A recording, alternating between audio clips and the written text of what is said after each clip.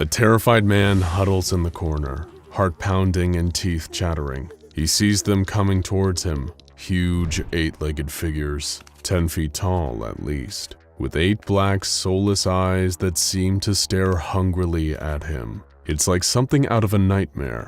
Giant man-eating spiders everywhere. They approach the man, fangs dripping with venom. But just as they're about to strike, he vanishes. He won't be spider food today, but for this truly unlucky guy, his ordeal is far from over. Let's rewind. When life gets a little too boring, we all daydream about getting away. Maybe you imagine sitting on a tropical beach or camping in the mountains and breathing in the fresh air. Some of the more adventurous types with a vivid imagination might daydream about visiting a parallel universe. Who wouldn't want the chance to see what life is like in another dimension? Of course, it would only be fun to go there if you could control where you went and when you could come back. Without any control over it, the ability to hop back and forth between dimensions would turn from a blessing to a curse. Just ask SCP-507. SCP-507,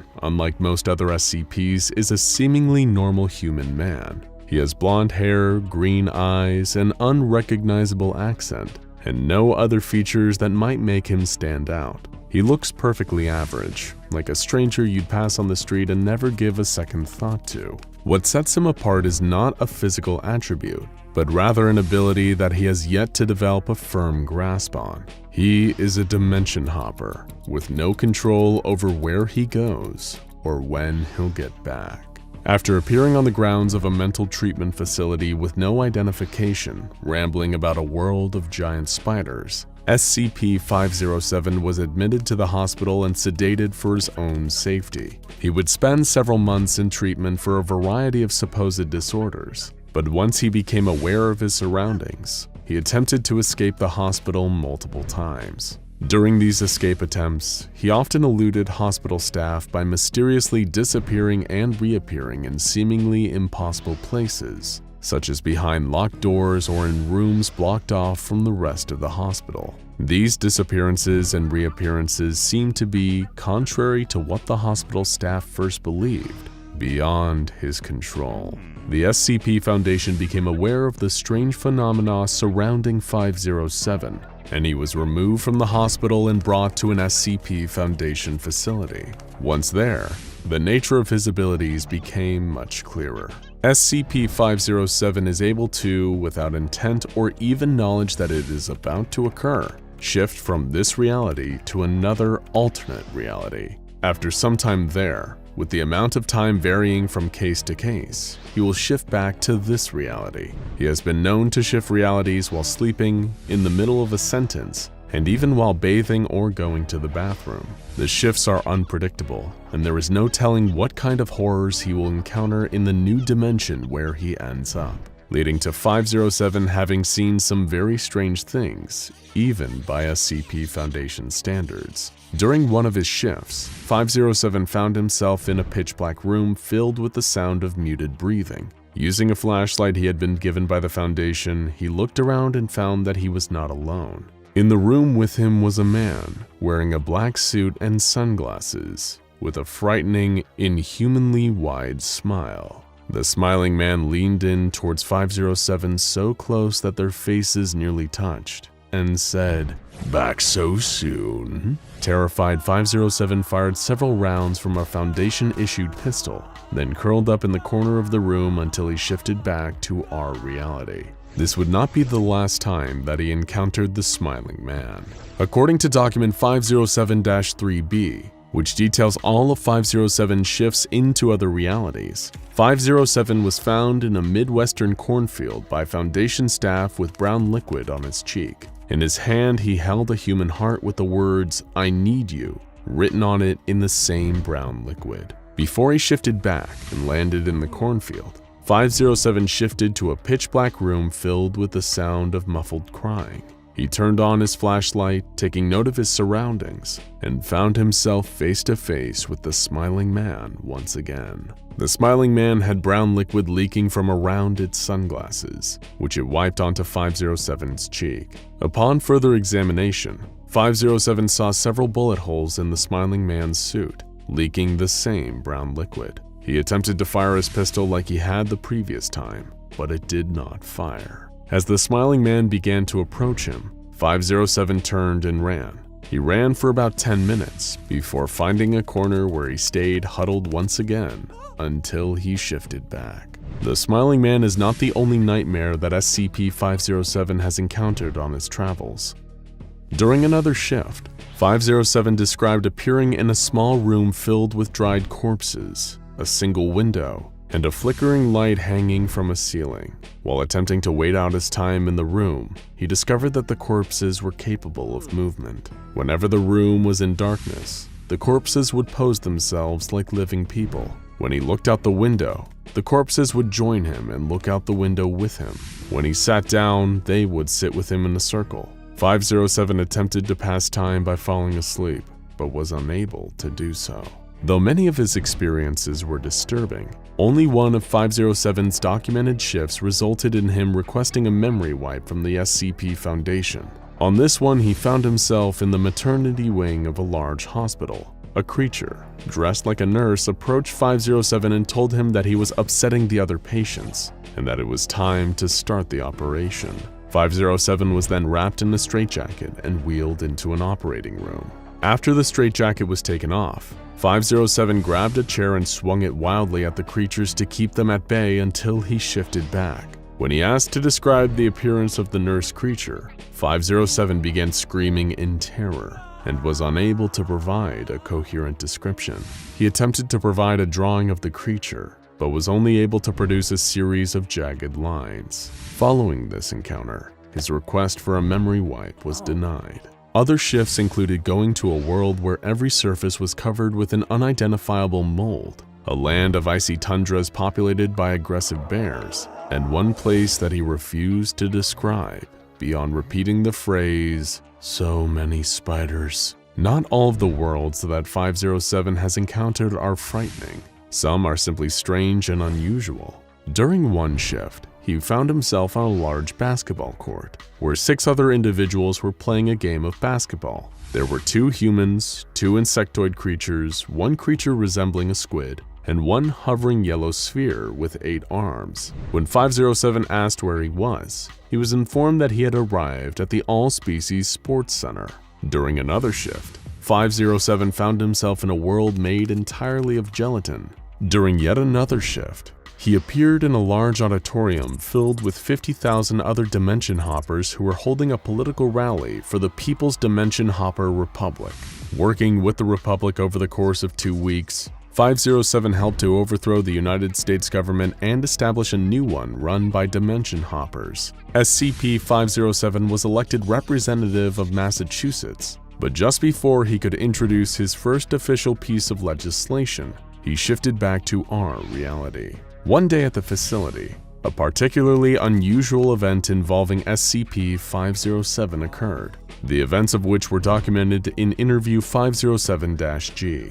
During a regular check-in, it was discovered that there were somehow 2 identical versions of SCP-507 in its room. They had apparently each arrived in the room independently and had been talking to one another for about half an hour before being discovered. These 2 versions were referred to as 507-A and 507-B.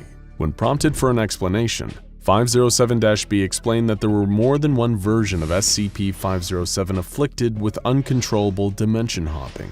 The doctor inquired as to which one of the 2 was the visitor, but the 2 declined to answer, fearing that this knowledge would cause the Foundation to view one of them as expendable. The 2 had multiple shared experiences that they related to the doctor, including both having encounters with the smiling man. During the interview, 507-B disappeared mid-sentence and did not reappear. The doctor asked 507-A about identifiable differences between his and his double's realities. 507-A explained that in 507-B's world, President Lincoln was killed by his vice president, whereas in 507-A's world, he was killed by General Lee. This revelation made it clear that neither 507-A nor 507-B were native to this reality. After this was revealed, 507-A was terminated and examined. No biological reason for 507's ability to hop from dimension to dimension was found, though it was discovered that several pieces of 507 will shift dimensions along with the rest of the body. 3 days after this interview was conducted, the correct SCP-507 reappeared, with no knowledge of his doppelgangers or what became of them. SCP-507 is classified as safe, meaning he doesn't require any real effort to contain.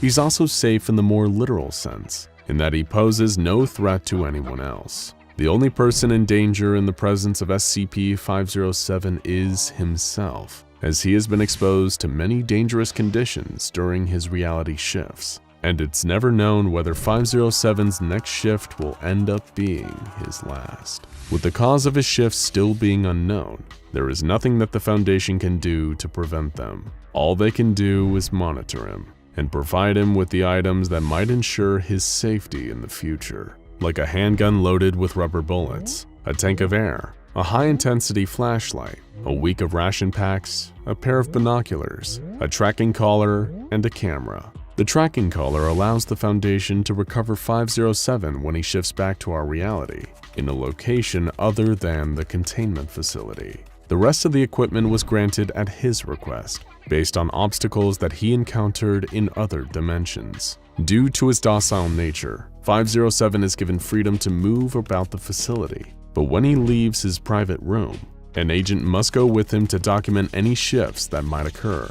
No one is allowed to touch SCP-507 though, if it has been more than 2 weeks since a shift occurred. This policy stems from an incident in which an agent who was touching 507's shoulder at the time of a shift was taken with him and did not return. When he is not shifting, SCP-507 lives a relatively normal life at the facility. He is allowed his own computer with internet access and can meet with other safe or Euclid-class SCPs that are not infectious or detrimental to his health. 507 has expressed an interest in the unusual and paranormal, and has enjoyed meeting with other SCPs, including a request to visit SCP-082 for a vacation. So far, all of these meetings have occurred without incident. Due to his anomalous shifting, SCP-507 will never be able to live a normal life. Unless he stops shifting, he will likely spend the rest of his days bouncing between unknown dimensions and his containment facility. Just like so much else about him, his relationship to his special talent is a bit of a paradox. He has the ability to go anywhere, to see things no other person on Earth has ever seen. However, because he cannot control it, cannot stop it, no matter how far away he can travel, he will never truly be free. Feeling hungry? Maybe you could go for a snack right about now, or a nice refreshing can of your favorite soda. Perhaps if you've got some change burning a hole in your pocket, a nearby vending machine would be a good choice. And trust us, there's no vending machine like this one. SCP-261 will give you a treat that's out of this world, or rather, out of this dimension. That's how this safe class anomaly earned its incredibly accurate name, the Interdimensional Vending Machine. It was first discovered in a dark alley in Yokohama, Japan. Japan is a place where you can find a number of strange and surprising things in vending machines, but nothing quite like this. The Foundation was first alerted to its presence after one of their web trawlers noticed some interesting chatter on Japanese online message boards about a magic vending machine. To these Japanese forum users, it sounded like a fanciful urban legend, a vending machine where you could get something truly fantastical if you have the yen to spare.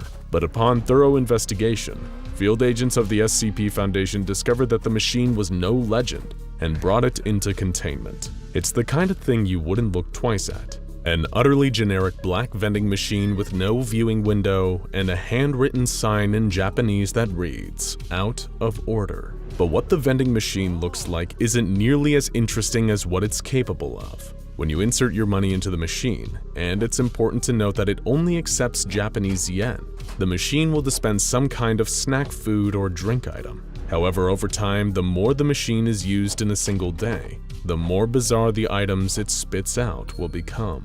Foundation researchers have attempted to figure out how the machine works, but their task has been incredibly difficult so far. It doesn't appear to contain any snacks, and it doesn't seem to be made of any anomalous parts. Moreover, the machine simply won't work when the front panel is opened, or when any surveillance equipment is placed inside. In other words, it's pretty much impossible to look this gift horse in the mouth. Strangely, the machine is also capable of working without power, though when unpowered, the vended products are likely to become stranger much faster. But let's be honest here, you're not here for Vending Machine Mechanics 101. You want to hear about all the weird stuff that SCP-261 dispenses, and frankly, we're with you on that one. Lucky for all of us, this is one of the anomalies that the Foundation has truly extensive test records on, providing us with a highlight reel of some of the strangest, wildest, and downright most interesting snacks and drinks straight out of another dimension. Bon appetit!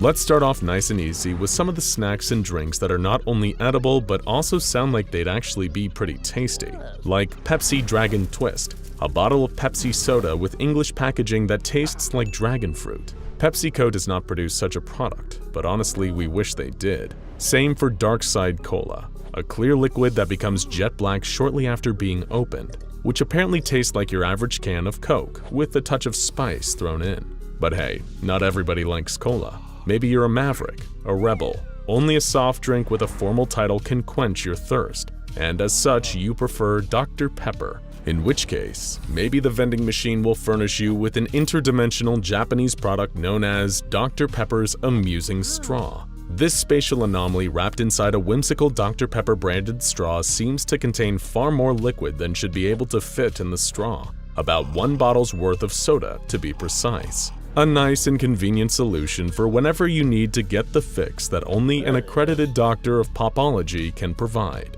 And if you fancy something from the more intoxicating end of the beverage spectrum, for 600 yen you can get yourself a rare bottle of Billy Beer. It's just the thing for those who weren't alive during the Carter administration, but still want to try brew that was endorsed by the younger brother of President Jimmy Carter. This anomalous bottle of suds, which was bottled in the 1970s according to its label, came with a note reading, "I had this beer brewed just for me. I think it's the best I've ever tasted, and I've tasted a lot. I think you'd like it too.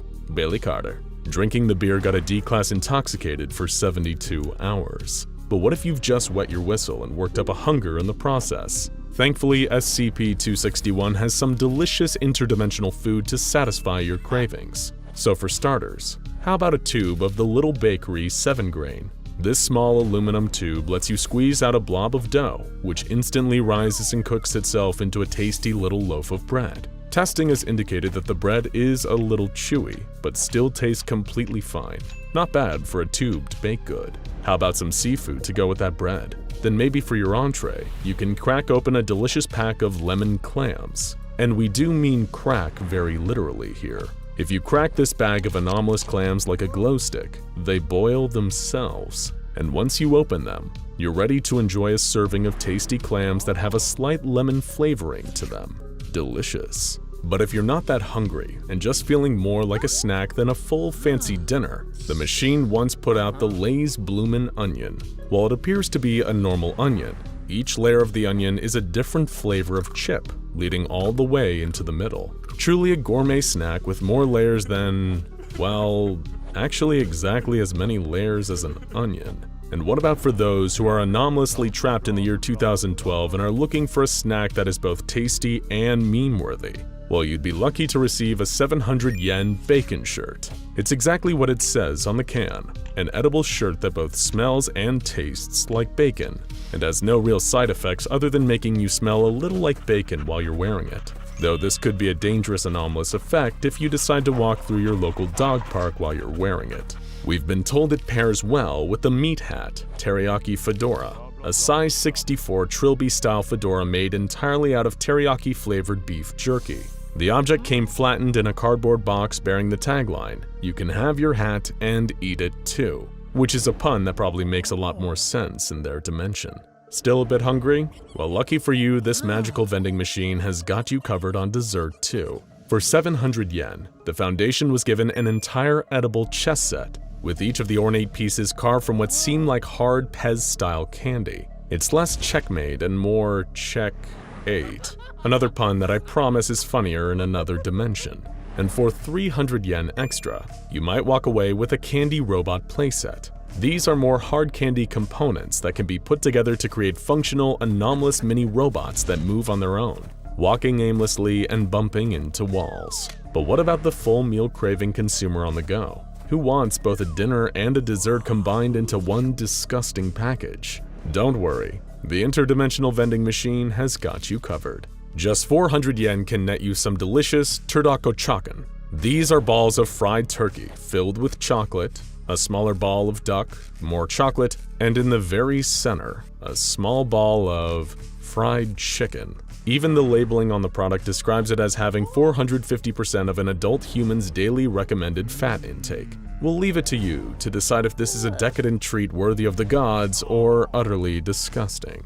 Maybe you're feeling a little cheeky though, or you need the perfect comedic dessert for your bachelorette party. The vending machine has a candy direct from an alternate Korea, a tasty, if slightly too sweet, chocolate candy shaped like a certain male organ, filled with, we kid you not, liquid white chocolate. Perfect for anyone who has both the sweet tooth and the sense of humor of a 12-year-old. Okay, these were definitely all weird treats, but let's get really strange now. From the disgusting, to the confusing, to the inedible, to the straight-up deadly. If you're a bit of a sadist, perhaps you're the kind of person who enjoys watching their snacks dying in front of them before they eat them. For that, the vending machine provides an aluminum box with a viewing window and a red button on top. Inside are a collection of small furry creatures, each with a single big eye.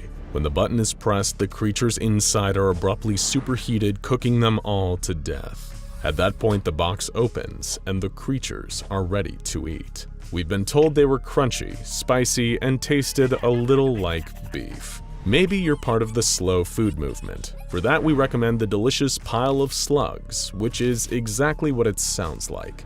This is a produce box, like the kind used for packing strawberries, except it's full of live slugs. There are both advantages and disadvantages to actually eating these slugs. The advantage is that they contain large amounts of vitamin C, E, and most of the B complex, which are all crucial to a healthy and balanced diet. The disadvantage is that they contain large amounts of arsenic, which will kill you. Though, of course, if you still have a candy-flavored death wish, but you prefer your entomological treats a little more leggy, then may we interest you in a fine caramelized spider for a modest 500 yen. It's full of deadly quantities of an unknown anomalous venom that's pretty much impossible to cure, but it's worth it for the sweet, sticky goodness that comes before death sets in. Another strange item dispensed by the vending machine was a tall metal aluminum canister with a ring pull that, upon opening, had a violent chemical reaction with the air and triggered a large explosion. Apparently, this particular beverage was never intended for oxygenated environments. The blast killed 2 researchers and resulted in the temporary suspension of testing. Though in a slight silver lining for this fiasco, the testing area did smell of citrus for a few days, which the janitors must have enjoyed as they cleaned up all the body parts. Another dangerous snack provided by the vending machine was a long tube of chips called Pringles, not to be confused with any other long tube-based chips you may be thinking of. When the tube was opened, or popped as they say, the D-class that the chips were presented to began compulsively eating them. When researchers ordered the D-class to stop, it seemed almost as if they couldn't. Regardless of the orders given to them, the D-class just kept eating. Even when guards terminated the D-class there and then, the corpse continued to eat chips out of the tube until it was physically pried out of their hands. But if all those salty Pringles had really worked up a thirst in you, perhaps you can wash them down with a delicious can of Cherry Bomb, an intense cherry-flavored drink dispensed by SCP-261 for 450 yen. When a D-class sampled this delicious soda, they commented on it tasting strongly of cherry. A few moments later, their head exploded with the force of a stick of dynamite, coating everyone and everything around it in gooey head viscera. The resulting cleanup took an arduous 6 hours. But wow, was that cherry tasty. And finally, why not complete this anomalous vending machine feast with a 1,000 yen papier-mâché piñata? resembling a dead horse that comes ready to use with a baseball bat. Everyone who saw the piñata felt compelled to beat it mercilessly with the bat until candy began to fall out. Many in attendance claimed that it was the 1,000th gift unleashed by SCP-261 and thus warranted celebration. Once the dead horse was thoroughly beaten, all cognitohazardous properties ceased. There's a joke somewhere in there, but for the life of us, we're not sure we can find it. Oh well, maybe it's in another dimension. By now, we're all familiar with the concept of parallel universes, right? In fact, those of you who are familiar with the SCP Foundation or maybe even longtime fans of the videos on this channel will know that there are multiple universes that exist besides our own.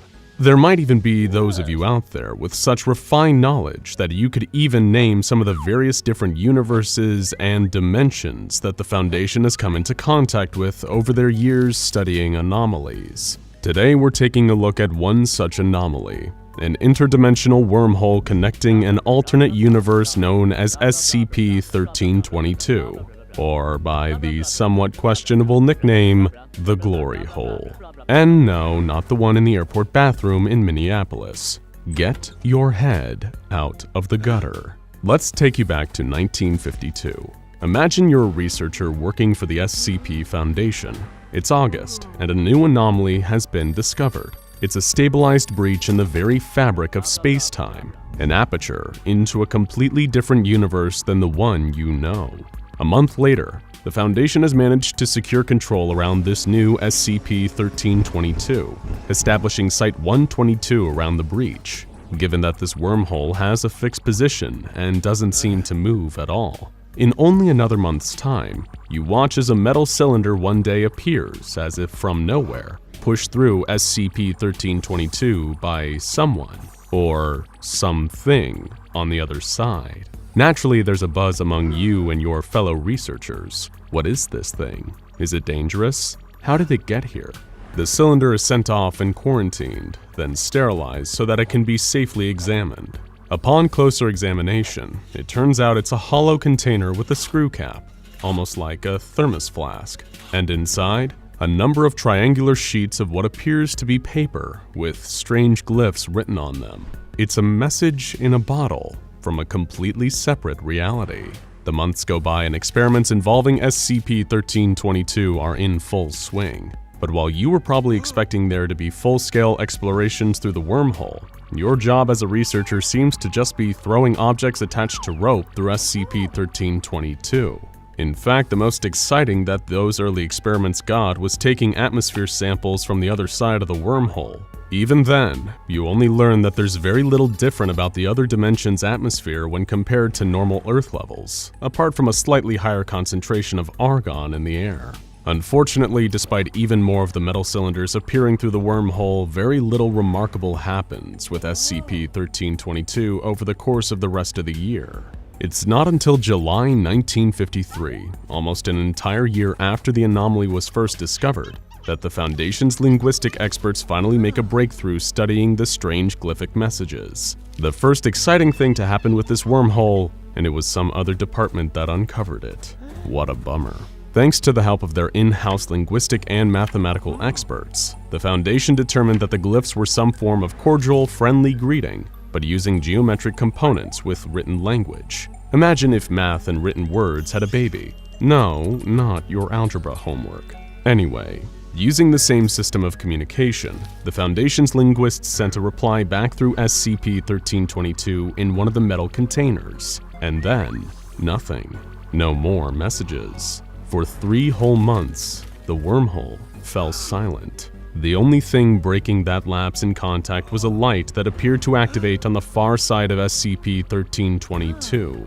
Observations revealed that somebody seemed to have constructed a new containment chamber, but on the other side of the wormhole. In October of 1953, the SCP Foundation finally began extensive communication with those on the opposite side of SCP-1322.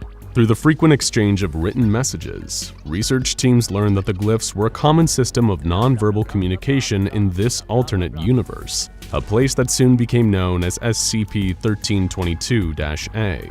Members of this dimension civilization soon started to pick up and incorporate English into their correspondence with the Foundation, until they were eventually able to set up a telegraph that used a specially shielded cable running through the wormhole, allowing those in dimension SCP-1322-A to talk to the SCP Foundation on the other side. The civilization that existed beyond SCP-1322 was apparently a society of human beings, almost identical to the people of our own universe. The people that the Foundation was in direct contact with on the other side were members of a scientific organization that had been tasked with handling the area that surrounded SCP-1322 in their universe. Not too dissimilar from the Foundation themselves by the sound of it. However, the biggest dissimilarity between the inhabitants of each parallel world was their different levels of scientific understanding. What do we mean by that? Well, like many in our universe, the Foundation scientists on this side had a pretty well-rounded and balanced understanding of biology, physics, and chemistry.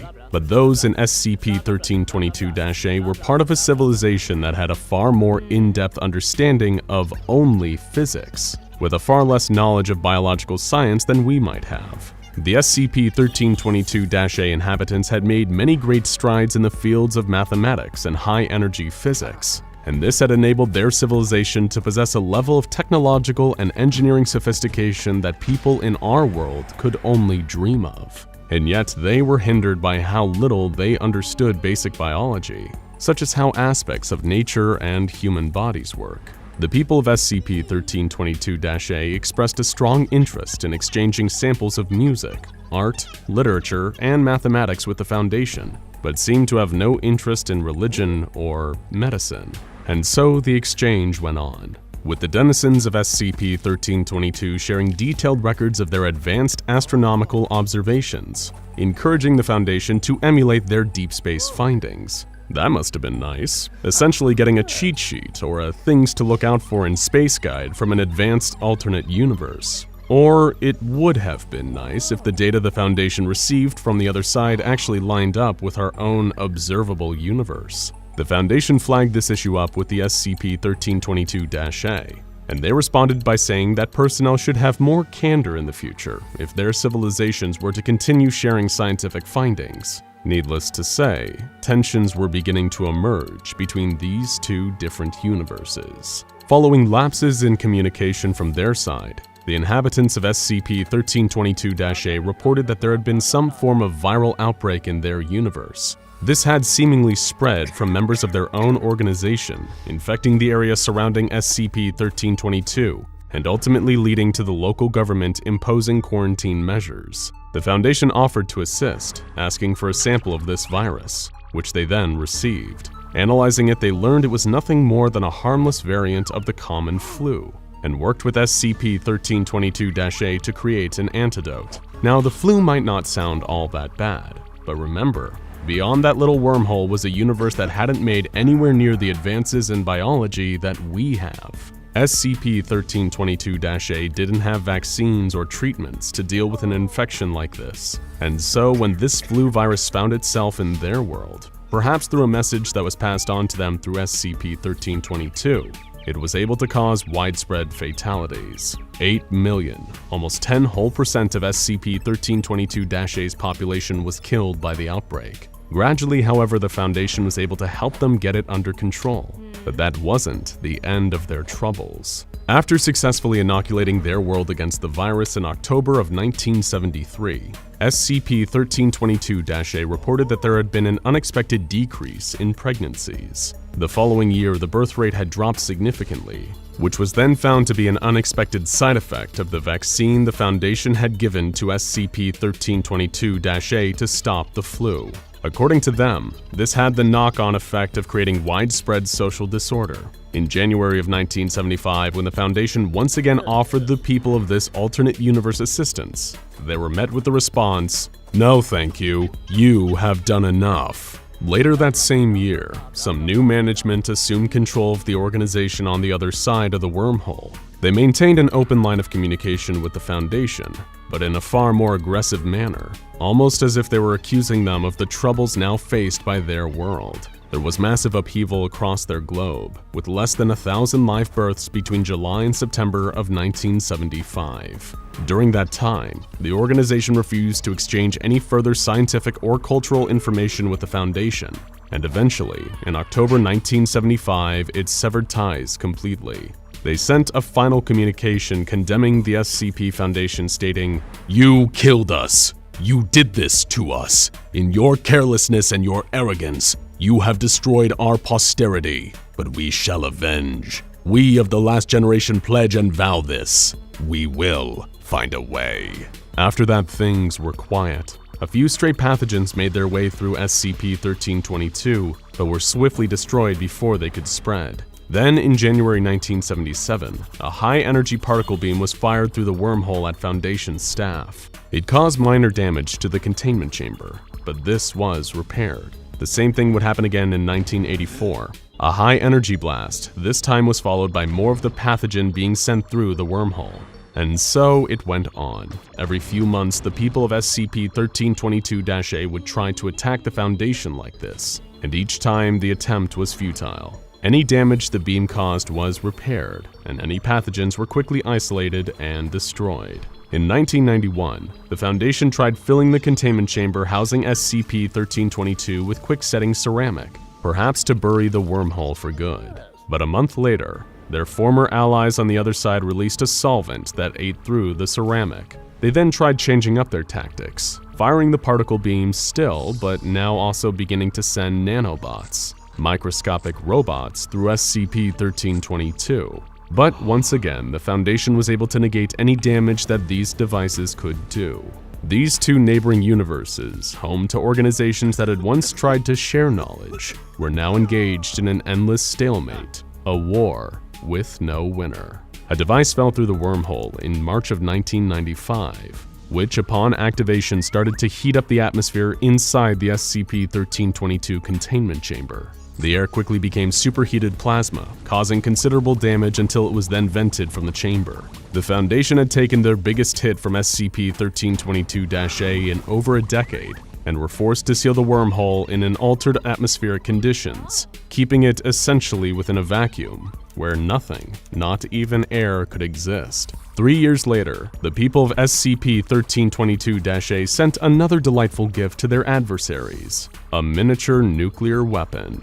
This almost decimated Site-122, but the damage was once again repaired, and the threat contained. Next, in 2006, the residents of the other universe tried pumping corrosive acid through the wormhole, once again causing considerable damage to the containment chamber on the Foundation's side. The following year, the Site-122 administrator instructed Foundation personnel to send a probe through SCP-1322, perhaps to get a better idea as to what sort of state the neighboring universe was in after all this time. A series of 8-kilo iron rods were fired through the wormhole, however, destroying the probe before it could reach SCP-1322-A. They tried again in 2008, this time with a unique gas that rapidly changed into a solid state of matter after it passed through SCP-1322. This filled the containment chamber, putting pressure on the structure and threatening to tear it apart from the inside. Then the substance condensed after damaging the SCP-1322 containment chamber, and more pathogens and nanobots were introduced. The goal was to probably spread them further out of the chamber to the outside world, but the Foundation was able to prevent this. Finally, SCP-1322-A's last attack involved a barrage of micronuclear warheads, multiple high-energy particle beams, and an onslaught of pathogens and nanobots. But, of course, the Foundation had no trouble containing this attack and repairing the damage it caused. The story of SCP-1322 is an example of the old saying, "The road to hell is paved with good intentions." You can start out with a noble goal, say sharing your scientific knowledge with another universe, even helping them cure the flu. But sometimes something unforeseen can go wrong and turn former friends into bitter, unforgiving enemies. These two warring universes are condemned to continue this sad and deadly dance until all the lights go out in one or both of them. There is something inherently unnerving about the sight of someone wearing a gas mask. Maybe it's the wide, soulless portholes where a person's eyes should be, or the huge round filter extruding from their face that makes them look like something inhuman. It could also be the fact that if ever you see someone wearing a gas mask, you may be surrounded by poisonous gas, and if you're not wearing one yourself, someone else's gas mask may be the last thing you ever see. Whatever the reason, you might be wondering why we're talking so much about gas masks. Well, that's because you're about to meet SCP-1499, which is, as you might have already guessed, an anomalous gas mask. For all you military history buffs out there, SCP-1499 is specifically a Soviet GP-5 gas mask. These were produced between 1962 and 1990 as a way to protect the wearer from the fallout of a nuclear blast.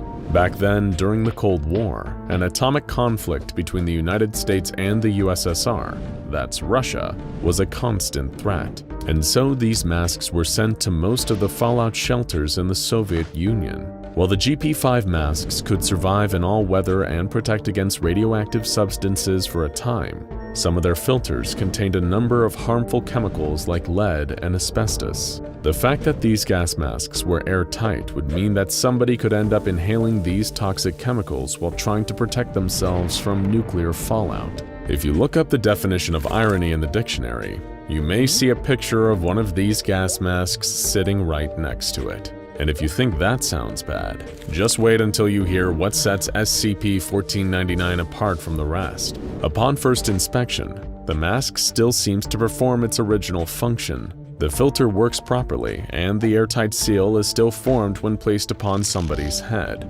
However, when worn by someone, the anomalous effects of SCP-1499 will also activate. While it doesn't fuse to the wearer's face and turns them into a hysterical zombie chillingly asking for their mommy, the gas mask does cause anyone who puts it on to completely disappear from view. Now, it's worth noting that this isn't a gas mask that grants its user the power of invisibility. If that was the case, this anomalous item may actually be desirable. SCP-1499 instead causes a person to physically vanish, as in they are no longer detectable at all. Subjects that have worn SCP-1499 report that they don't feel any sensation of moving. They simply put the mask on and end up, well, we'll get to where it is they go. You see, through testing, the SCP Foundation's researchers were able to determine that giving someone a two-way radio before they put SCP-1499 on means that they can still be contacted after they vanish. And it's through these radios that the Foundation discovered where the mask wearers go. During testing, subjects have reportedly found themselves in a strange alternate dimension after putting on SCP-1499. It has been described as a dark environment, inhospitable, barren, and filled with tall, black tower-like structures. You would think being unceremoniously transported to another dimension by a gas mask would be bad enough. Just wait until you meet the locals. According to a number of test subjects, a group of humanoid entities inhabit this dimension, designated as SCP-1499-1. These creatures are taller than the average person, completely nude and covered from head to toe in a coat of a dark, viscous substance unlike anything found in our dimension. These SCP-1499-1 entities also have been described as having too many mouths and a large number of eyes covering their bodies. From the sound of it, the whole place makes the Upside Down from Stranger Things sound like a pleasant destination for a family vacation. For the record, the reason we say according to a number of test subjects is that there has never been any photographic or video evidence of this place and the creatures that inhabit it. All that we have gathered to date has come strictly from first-hand descriptions of those experiencing the anomalous effects of SCP-1499. Luckily, anyone that puts on SCP-1499 and finds themselves in this place has a very quick and easy escape route. Should a subject encounter any danger in this dark, inhospitable dimension, then taking the gas mask off will drop them right back into our own plane of existence. Upon arriving back, they will not have moved from the spot they were standing in when they first disappeared, but it is unknown exactly how the gas mask is able to return them or indeed how it can send someone to an entirely different dimension at all. So, a gateway to another dimension. That's what the mask is. The Foundation has been running tests on SCP-1499 since they first acquired it, at first using D-Class personnel. The first test involving SCP-1499 saw a D-Class, D-67393, told to put on the mask. When she did, she found herself transported inside a building that was constructed from an unknown black substance. D-67393 surveyed the room she was in for a few seconds, only to hear something moving close by. The sound caused her to panic, and she wrenched the gas mask off her face, returning to the test chamber. Given that there was now a risk of losing SCP-1499, the Foundation moved forward with tests involving trained agents instead of D-Class personnel. Following this, the next test involved an Agent C putting on the mask, and like the D-Class before him, he found himself in the same dark room. But instead of taking off SCP-1499 at the first sign of trouble, this agent explored his surroundings. Agent C was able to descend the building to a reasonable degree until he heard sounds coming from the floor below. After hiding himself, Agent C witnessed the very first sighting of the SCP-1499-1 creatures, remaining undetected and then safely removing the mask when the creatures had passed. Another agent, known as Agent U, was selected for an SCP-1499 test, chosen especially for her extensive training in stealth. Like those before her, she put on the gas mask. Instantly, she found herself in the place where her predecessor had left off, and continued the exploration of the building. Detecting movement from the floors above, Agent U exited the building and spotted a number of SCP-1499-1 instances. The creatures were mulling aimlessly around, each sporting their own unique mutations, occasionally uttering low, grating noises. By now, if they were still using D-Classes, they probably would have lost the mask and the people wearing it 100 times over. Never get a D-Class to do a field agent's job. Making her way past more of the tall, dark structures, the agent followed and observed a group of 4 creatures. A fifth approached them, prompting one from the group to step forward. As Agent U watched, these SCP-1499-1 creatures began violently assaulting each other, until she too pulled the gas mask off and returned to the Foundation. Shortly afterward, one final agent, Agent K, was sent into this alternate dimension. This was less of a test, more a mission with the purposes of reconnaissance, to give the Foundation a better, clearer idea of what the environment was like, and to possibly even make contact with the SCP-1499-1s and understand them better. However, the outcome that followed could not have been worse. Agent K appeared in the other dimension between 2 of the black structures. The lighting made it difficult to see much of the environment around him, but he remarked that the buildings resembled tall spires constructed out of hard rock, as was the ground beneath him. After a few short minutes, he soon spotted a group of SCP-1499-1s entering a larger structure, an elaborate building with a number of towers and spikes on it, as well as what appeared to be blood. Approaching the building with caution, Agent K located a small, secluded side entrance, away from the larger front door. As quietly as he could, he made his way inside. The sounds of grinding filled the air from all around him, as Agent K saw a huge group of the mutated humanoid creatures. Each one had their mouth wide open, all of their mouths wide open, making a chorus of grating sounds. The entities were, according to K's description, all facing towards one of the SCP-1499-1s that was standing on a platform in front of them, with a number of bodies around it. This creature seemed to be leading an odd ritual and began to cut open its own torso. Worm-like creatures spilled out of the open womb and a beam of light followed, projecting out of the entity's chest. Agent K realized that this light was some form of portal. Another worm, like the kind that had come out of the ritual leader's chest, began to appear in the portal. Deciding to act, Agent K dashed out from his hiding place, opening fire at the creatures all around him. He reached for something glowing in the lead entity's chest, which he thought was bringing the worm creature through the portal. Grabbing it, Agent K pulled off the gas mask and found himself back at the Foundation, holding a human heart. But it doesn't end there. At the exact same time on the exact same date, a man attacked the Cathedral of Christ the Savior in Moscow, Russia.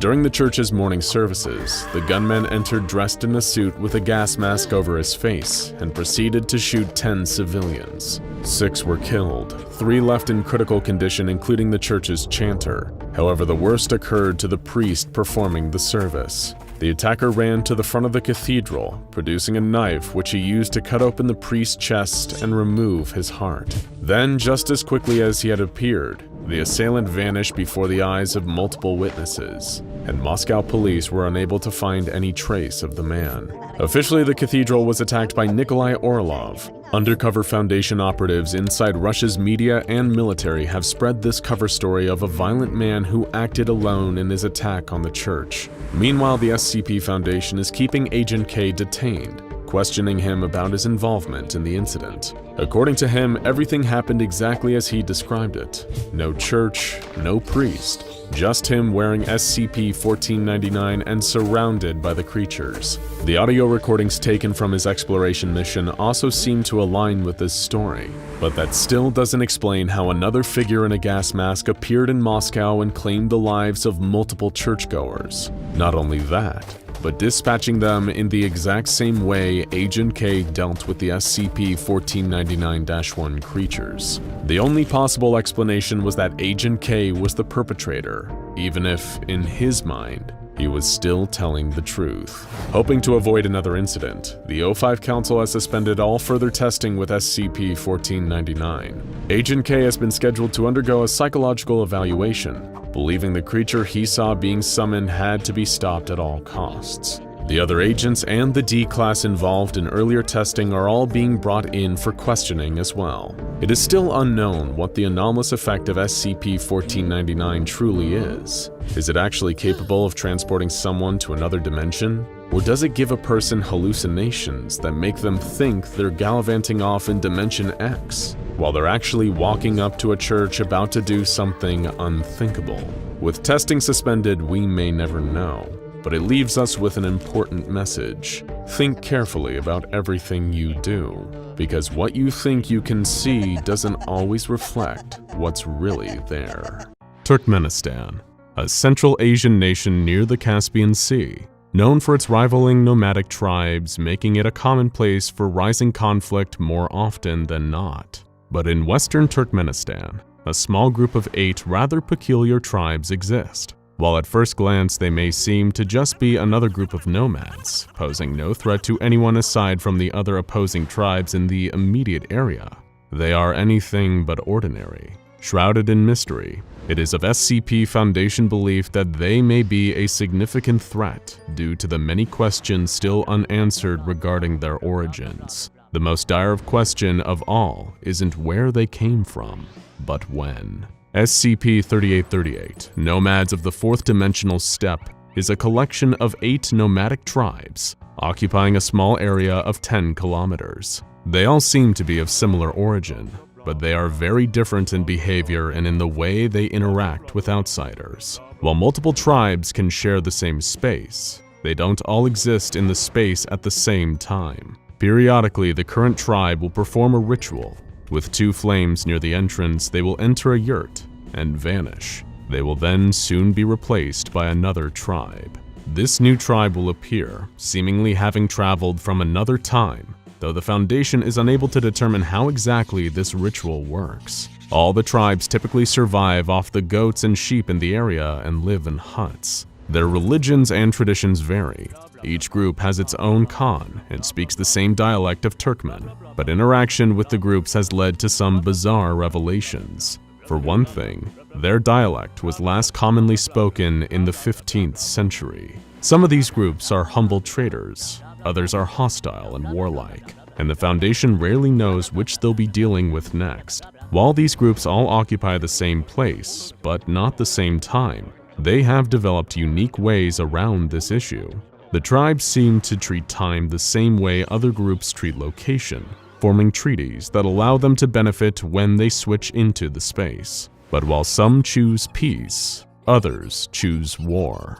Observations made by the Foundation have proven that when a new tribe appears, violence and attacks from them are not only common, but have been growing significantly more volatile over time. Unlike many SCPs, the Nomads of the fourth dimensional Steppe are not new. They have been occupying this land since at least 1696, when they were first sighted. However, initial sightings were not made by the Foundation, which at that time didn't exist in its current form. It was after a massive battle approximately 3 millennia earlier that the Devourer, or Office of Magic, picked up reports of disappearing tents. Over the years, they have slowly but consistently amassed more and more knowledge of the 8 tribes now designated as SCP-3838. Each tribe exists in the same geographic space, but they come from a different era of history and bring with them different culture, traditions, technology, and weaponry. The space itself changed drastically, from its earliest days as a holy site in the 15th century BCE to a bustling marketplace in the 1800s. The marketplace is of particular interest to the Foundation, as it is said to possess strange and magical items like guns that shoot bolts of light and arrows that follow their targets. Both the 15th century holy site and the marketplace are unique locations in time. They are the only 2 places that manifest when the tribes interact and hold councils and negotiations. Each of these tribes bring unique challenges and opportunities for the Foundation. SCP-3838-1 is one of the smallest tribes, a humble group of vendors. They only appear in the communal marketplace in the 18th century, but are believed to be from the 2nd and 3rd century CE, and they are known as excellent potters. If you see them, the odds are they're trying to sell you some nice earthenware pots, but while they're not relevant to the larger conflict, they are a unique group for one reason. They've followed the Manichaean religion instead of Islam, and are strong believers in the religion's dualist battle between good and evil, the latter being associated with the color red. The second tribe has something unique. SCP-3838-2 originates from closer to our time, between the 12th and 18th century CE, and they are the only tribe led entirely by women. This matriarchal society participates in all the standard tribal activities, including combat and herding, and their lore speaks of a female warrior who led in the initial great battle thousands of years ago. Their territory is among the largest of the tribes, but little is known about them beyond that. They practice a mix of traditional shamanism and Islam, and are known for a ritual hunt with roots in Mongolia. These women warriors are fierce, but not at the center of the conflict. But the tribes that grow closer to the present day hold much more territory.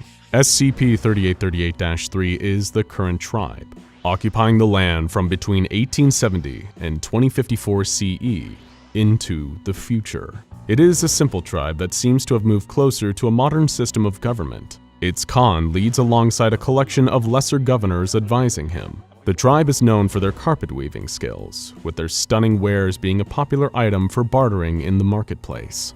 But this group previously held much more territory.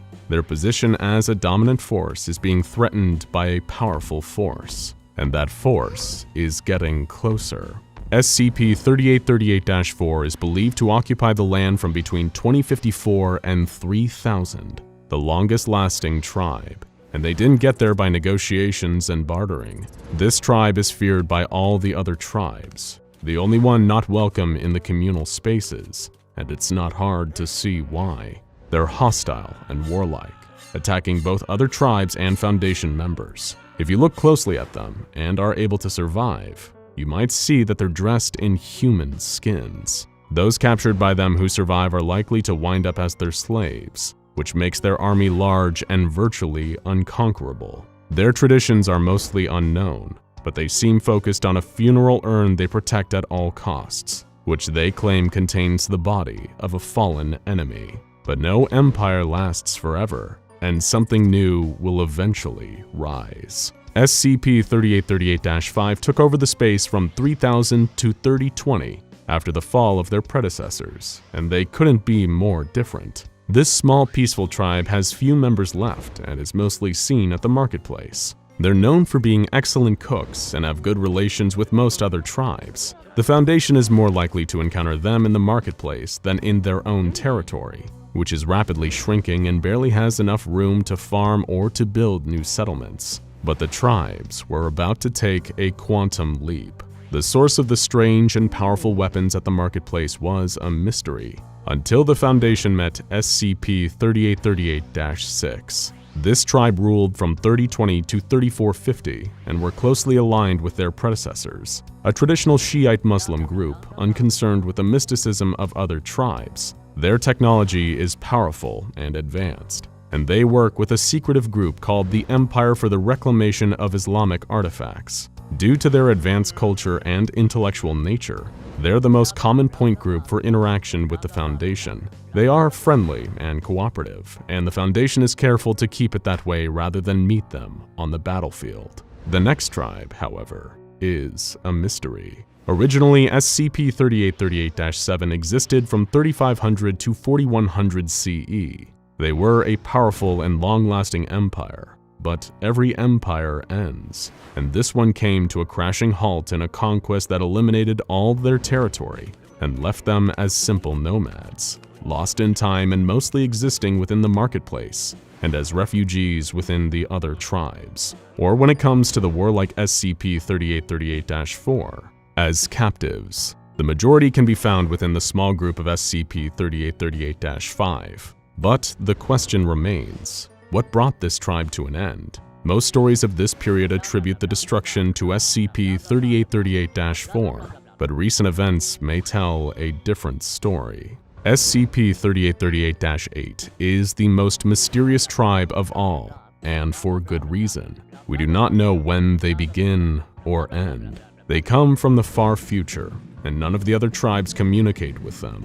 In fact, no members of SCP-3838-8 have ever been encountered. However, all of the other tribes know of them, and many refer to them as the enemy at the Great Battle. But no tribe hates them more than the warriors of SCP-3838-4, who know them as the enemy above all enemies. And unfortunately, due to SCP-3838-4's warlike nature, the Foundation has learned very little about this mysterious rival.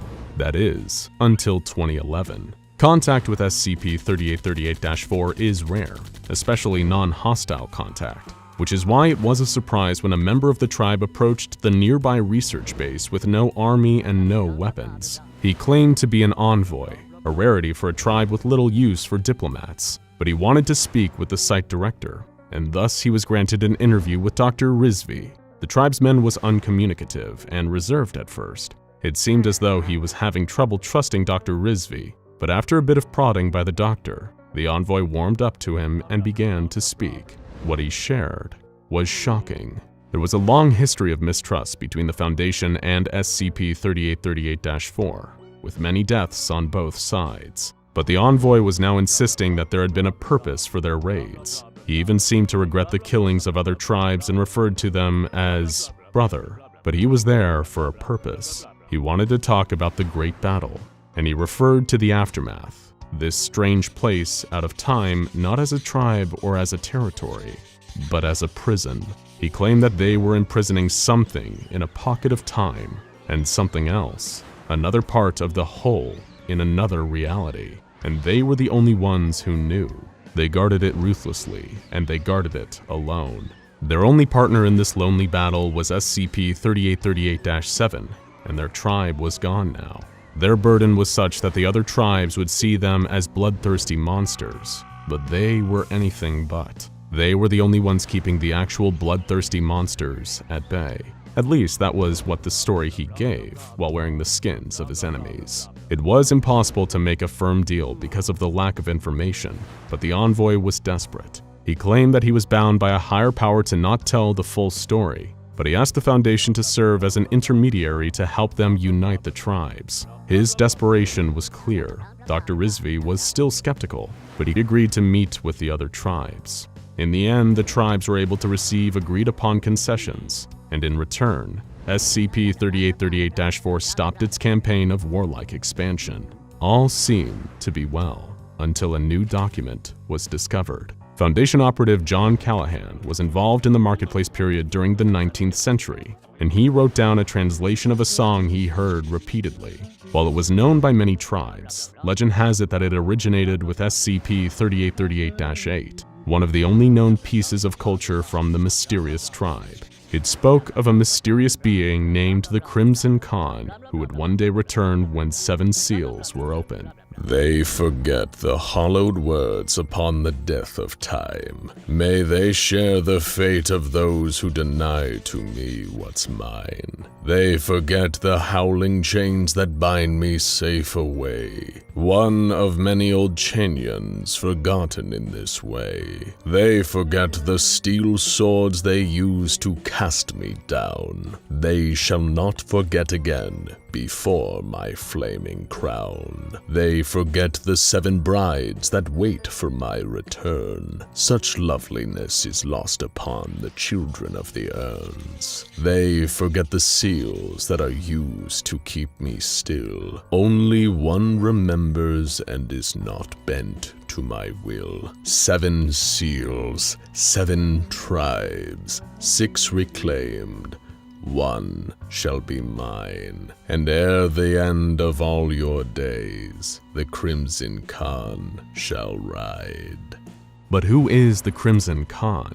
Researchers note a lot of similarities between this unknown entity and the Scarlet King, one of the SCP-001 proposals. Could they be one and the same? The Foundation is keeping a close eye on the situation, with a perimeter established 1 kilometer away from the tribe's territory. 1 entrance is available for contact between the Foundation and the tribes, but the perimeter is heavily armed in case SCP-3838-4 gets aggressive again, or in case any other threat emerges. The Foundation is on diplomatic relations with the current occupying tribe of SCP-3838-3, but there are continued efforts at engaging the tribe that will be their successor. The Foundation has a hands-off policy with regards to conflicts between the tribes, with 1 exception. The Foundation is keeping a close eye out for any members of SCP-3838-8, with orders to detain and interrogate them on site. But none have ever been seen, and in fact the Foundation doesn't even know what to look for.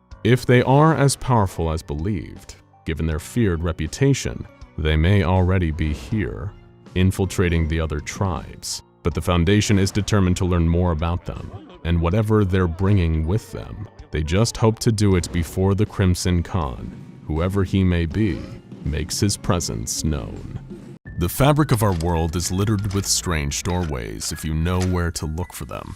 Tears, portals, anomalies, all leading to places and planes beyond human imagining and understanding.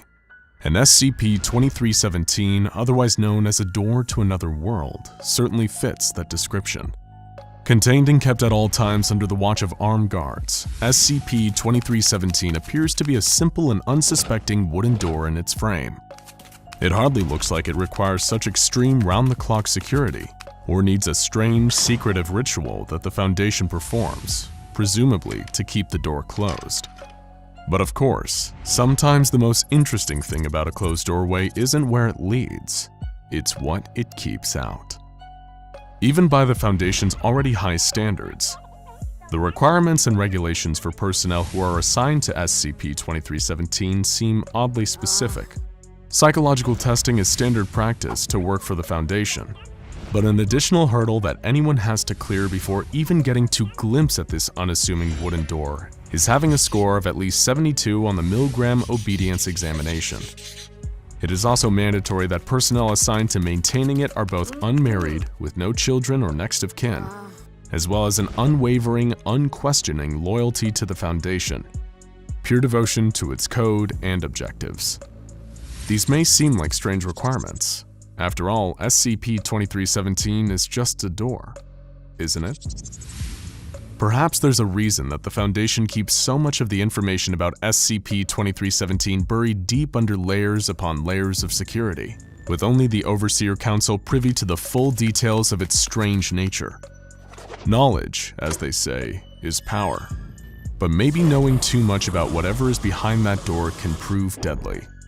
Still, if SCP-2317 is a door to another world, an alternate dimension, or parallel reality, it must be safe enough to visit. After all, the Foundation has been sending personnel in there on a regular basis. Daily, in fact. According to the O5 Council, this is done as part of a procedure to maintain active containment of something lurking beyond that old wooden doorframe. But what could possibly warrant such constant maintenance and surveillance?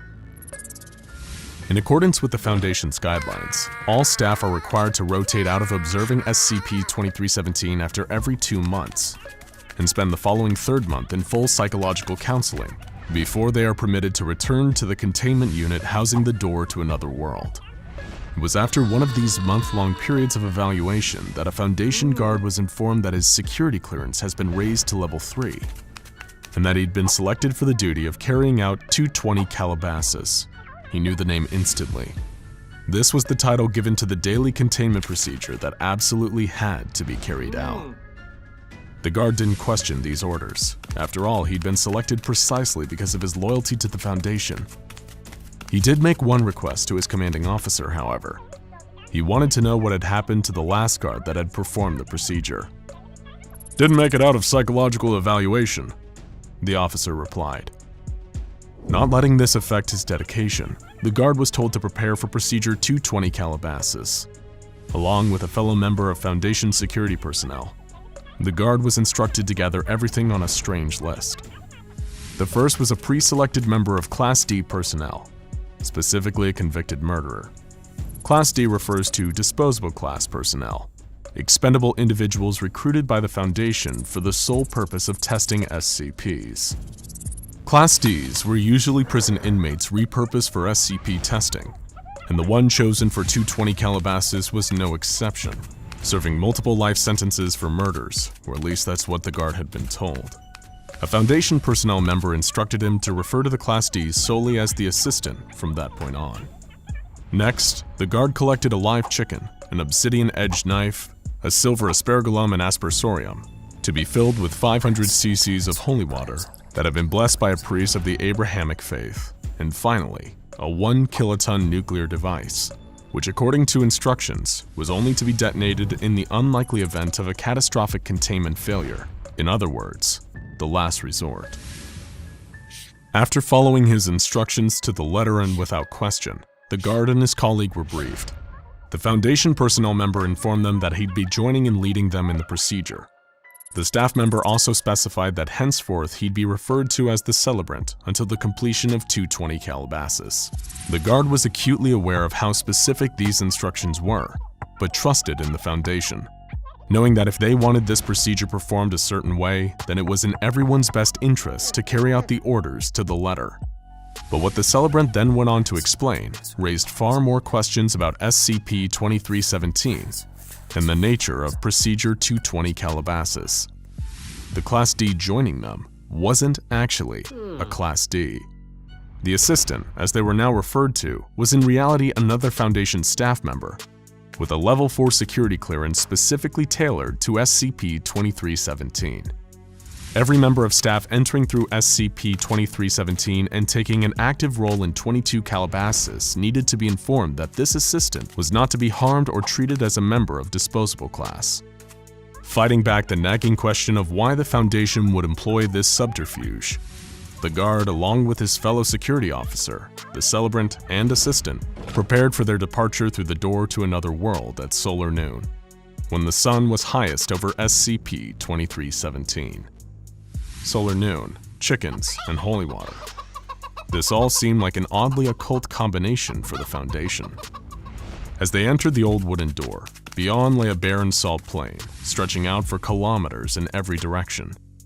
This alternate dimension, according to the briefing, was designated SCP-2317 Prime.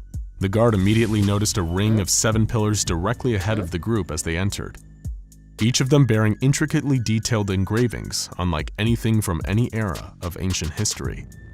Procedure 220 Calabasas was carried out quickly but carefully, the guard watching as the Celebrant and assistant were careful not to miss a step. First, the Celebrant scattered holy water into the center of the pillars with the aspergillum and aspersorium, looking down at his feet and keeping a steady pace as he stepped counterclockwise around them. The guard watched intently as the Celebrant completed his circuit around the pillars and turned to the assistant, anointing his head with holy water. 7 seals, 7 rings, 7 thrones for the Scarlet King, he said aloud. The assistant, with the obsidian blade in his hand, took the chicken and dispatched it in sacrifice, letting its blood mix with the holy water. He then repeated the celebrant circuit in the opposite direction before stepping into the center of the stone pillars. "Blood for the old gods, water for the new king," the assistant recited, pouring the remaining mix of blood and holy water over a patch of salt in the middle of the 7 pillars. Even though he knew it wasn't his place to question the Foundation, as the 220 Calabasas procedure took place, the guard couldn't help but wonder what all this was for. It seems so ritualistic, like something deeply religious or even magical.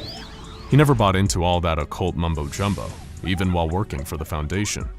But he had learned not to question anything, even the strangest and most inexplicable of sights.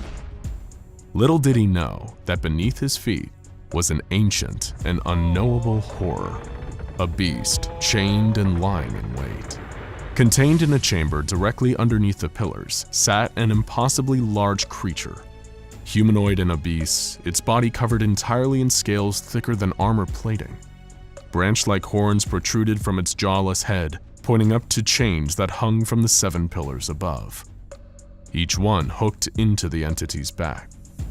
All but one of the chains was broken, a final withering shackle keeping the Devourer of Worlds in its underground prison. Ever since 1894 BCE, when Erekshian mystics imprisoned it, the Devourer has been waiting patiently for its inevitable freedom. It knows, as well as the Foundation, that nothing can be done to prevent the final chain from one day breaking. Even Procedure 220 Calabasas won't keep the creature contained. It's nothing more than a smokescreen, an act designed to create an illusion of active containment and maintain Foundation morale until a permanent solution can be devised to keep SCP-2317 imprisoned. Of course, if the guard had known this, it would have also explained the need for a 1-kiloton nuclear device as part of this staged ritual. Procedure 220 Calabasas had all the components to trick everyone below the O5 Council, emulating religious and occult rituals, the increased level of security surrounding the procedure and its purpose, and telling staff that any failure to correctly and completely perform the 220 Calabasas procedure will result in an XK-class end-of-the-world scenario. All these elements work together to conceal the truth that one day the Devourer will escape and lay waste to our dimension. Knowledge is power, and maybe knowing too much truly is deadly. Perhaps if the guard had learned any of this, he'd have understood why his predecessor never made it out of psychological evaluation. Maybe if he had questioned the purpose of Procedure 220 Calabasas, he'd have learned the true nature of SCP-2317 and what that doorway kept out. But he was loyal to the Foundation through and through. As the team finished performing 220 Calabasas and returned through the wooden door, the guard took one last glance over his shoulder at the vast salt plain. The entire dimension was calm, silent, but not peaceful. It was patient. The entity had waited centuries for its time, and now all it would take was the breaking of this 7th and final chain. One day. The door was closed behind the guard as he, the celebrant, the assistant, and his fellow security officers stepped back through. Their work done and, as far as they knew, preventing catastrophe for another day. Only the Foundation higher-ups, the Overseer Council, are aware of the true danger posed by SCP-2317 and its sole inhabitant. Current predictions are that at some point within the next 30 years, the Devourer of Worlds will be freed. Any and all attempts to repair or recreate the chains holding it in place have so far failed. As such, the O5 Council has elected to continue providing Foundation personnel with the ignorant hope that Procedure 220 Calabasas is an effective strategy for containment. As we've said, sometimes the most interesting thing about a closed door isn't where it leads, it's what it keeps out. In the case of SCP-2317, the unassuming wooden door holds at bay an ancient creature of untold power that will one day break free and wreak havoc in our dimension. Nothing the Foundation does can prevent it, or keep it contained behind the door to another world. And only the Overseer Council knows that any and all efforts to do so are futile. With all that in mind, we can only hope that the doorway of SCP-2317 stays closed. At least for a little while longer. What is a mirror? Speaking in strictly literal terms, it's a reflective pane of glass that we use to check our hair or the clothes we've decided to wear. Seriously, how did you match that shirt with those pants? But think about it another way. What is a mirror for? Well, it's for showing us ourselves, allowing us to see what everybody else around us does when they look in our direction. In that way, you could say that a mirror is honest. A mirror doesn't lie. But that doesn't mean they can't hold secrets behind that looking glass. Also known by the alternate name of the Red Sea object, SCP-093 is not a mirror itself. It's actually a red disc that has been carved from cinnabar. Cinnabar, for anyone not already aware, is a toxic ore of mercury that has been crafted into jewelry and ornaments in many parts of the world over the centuries, thanks to its ruby-like red coloration. The SCP-093 disc itself is only around 7.62 centimeters in diameter, fitting comfortably in most average-size palms. All around the object are a number of symbols carved into its surface, strange circular engravings of unknown origin. The color of the red stone disc will also apparently change based on whatever regrets are being carried by the person who holds it. There seems to be some link between color changes and the mental state or level of knowledge possessed by the subject. To put it in much simpler terms, think of SCP-093's color like one of those novelty mood rings you see in gift shops that change to different hues supposedly to match a person's mood, although in actuality, it's normally changed by their body heat. The same cannot be said of the Red Sea object. It is stunningly accurate in peering into your soul and diagnosing the darkness within. If ever you come into contact with this baby, you might even discover that it knows you better than you. So, a weird stone disc doesn't sound all that impressive, does it? And what does that have to do with mirrors? Well, SCP-093 happens to have a certain attachment to mirrors, and we mean that very, very literally. If the Red Sea object is ever not in front of a mirror or not being held by someone, it will speed towards the closest reflective surface. As it rolls its way in the direction of the nearest mirror or mirror-like surface, SCP-093 is capable of building up phenomenal speeds. Although, curiously, it never appears to cause any impact damage when it finally arrives, neither to itself nor the mirror it latches onto. Which brings us to the next inevitable question. What happens when SCP-093 is placed on or attaches itself to a mirror? Does it create a copy of the person who last touched it? A clone that reflects all the darkest parts of someone's personality? Maybe it can allow the holder of SCP-093 to themselves become like a mirror, bending light away from their body in order to become functionally invisible. Well, it's actually neither of these. The truth is far more strange and existential. During extensive testing, the SCP Foundation investigated the potential anomalous uses for SCP-093, paying especially close attention to how the Red Sea object interacted with mirrors. After a number of unsuccessful tests, they finally learned what happens when someone places the disc onto a mirror. They move into the mirror. Any mirror that SCP-093 is placed against or otherwise attaches itself to is transformed into a portal of anomalous origin and destination. Naturally, the first instinct of the Foundation personnel examining this artifact is to send through an expedition to explore the other side of this newly formed mirror portal. So, that's what they did. They gathered up a member of D-Class, the imprisoned criminals that the Foundation uses as expendable subjects for dangerous tests. The subject was given water, ready-to-eat meals, a flashlight, a gun, and a concealed knife, the latter of which the D-Class was not made aware of. The first subject, despite having a past of murder and attempted suicide, seemed to regret his actions, and willingly agreed to cooperate with testing, and as a result, SCP-093 emitted a blue glow that also tinted the view in the mirror. Perhaps on the other side he expected to meet his end, and expected it as a righteous punishment for his life of sin. Stepping through the mirror to the other side of the looking glass, the D-Class found himself in an empty field. Not another person or even a single tree in sight. Traversing forwards, he quickly came across a section of grass that was barren, wilted, and dying, in the center of which was a hole. Climbing in as per Foundation instructions, the man found only dirt for about 100 meters. But then, something strange happened. The dirt around him gradually gave way to a concrete enclosure that the man remarked stank of something awful.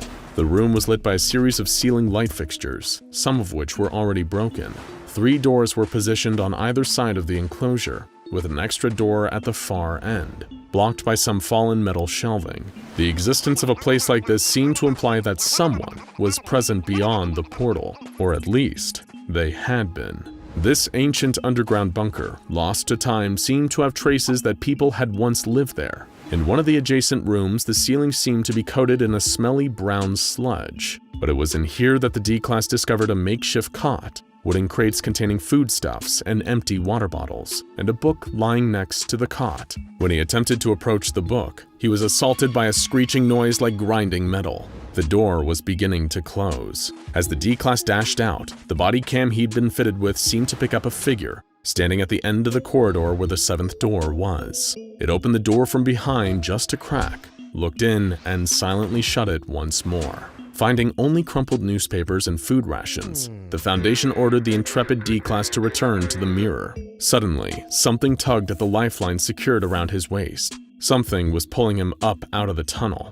While trying to get back to the mirror, the D-Class witnessed a group of 37 figures, all of them faceless, with no discernible features to speak of. In his escape, he opened fire with the gun he'd been issued, but not at the crowd, at something bigger. A massive humanoid creature around 50 times bigger than an average person was crawling around on the ground. Like the other figures, this giant was without a face, pulling itself towards the mirror as the D-Class was reeled back through the mirror by a cable and pulley. After their first glimpse into the world within SCP-093, naturally the Foundation was curious to learn more. The next test revealed more about this other reality. For one, that the Red Sea object seemed to choose its locations based on the personal history of whoever was traveling through a mirror. This time, it was a female D-Class who had killed 2 children while stealing a car. She arrived at a farmhouse which had a bunker of its own, like the first test. Much like then, there were definite signs that someone had inhabited the bunker before her arrival. But most telling were the 3 skeletons and empty revolver. It seemed that everyone in this world lived in bunkers at some point, possibly to hide from the various faceless creatures that roamed the landscape. Additionally, any remnants of a civilization that were uncovered seemed to fit the aesthetic of the 1950s. However, this civilization also seemed to have technology compared to that found in the 21st century. The D-Class discovered a laptop, the casing of which also seemed to resemble a 50s style. Booting the machine up revealed the final moments of its operating system, something called Faithful OS. Instances of the same operating system seemed to crop up everywhere the more the Foundation sent expeditions through the mirrors. The world that SCP-093 had offered access to seemed to be brimming with advanced technology, far more impressive inventions than anything that exists in our world. Not just computers either, but this world even had functional self-driving cars. Suck on that, Elon Musk. And yet, even with all that advancement, they were still stuck in the 50s, 1953 to be exact, as one expedition discovered that this was the last recorded year of this world. But something had clearly occurred here,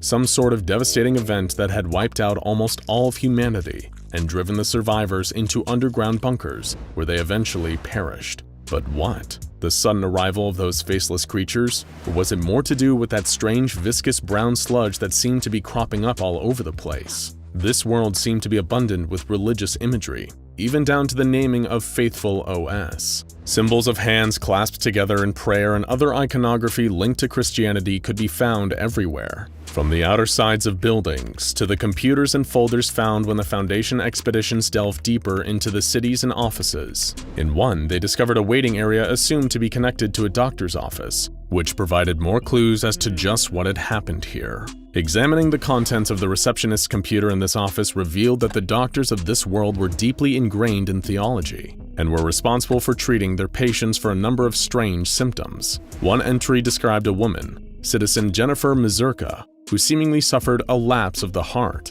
This apparent condition caused her to sin, committing adultery before she was admitted into the Lord's and our hands for cleansing of mind and body. It appeared that this world took religion to an extreme, employing doctors to cure sinners of their trespasses through the use of something referred to as the Lord's tears. That brown fluid splattered all over this mirror world. This substance, as the Foundation soon learned, was harvested from the giant faceless creatures that roamed freely around this place. But the question still remained: why?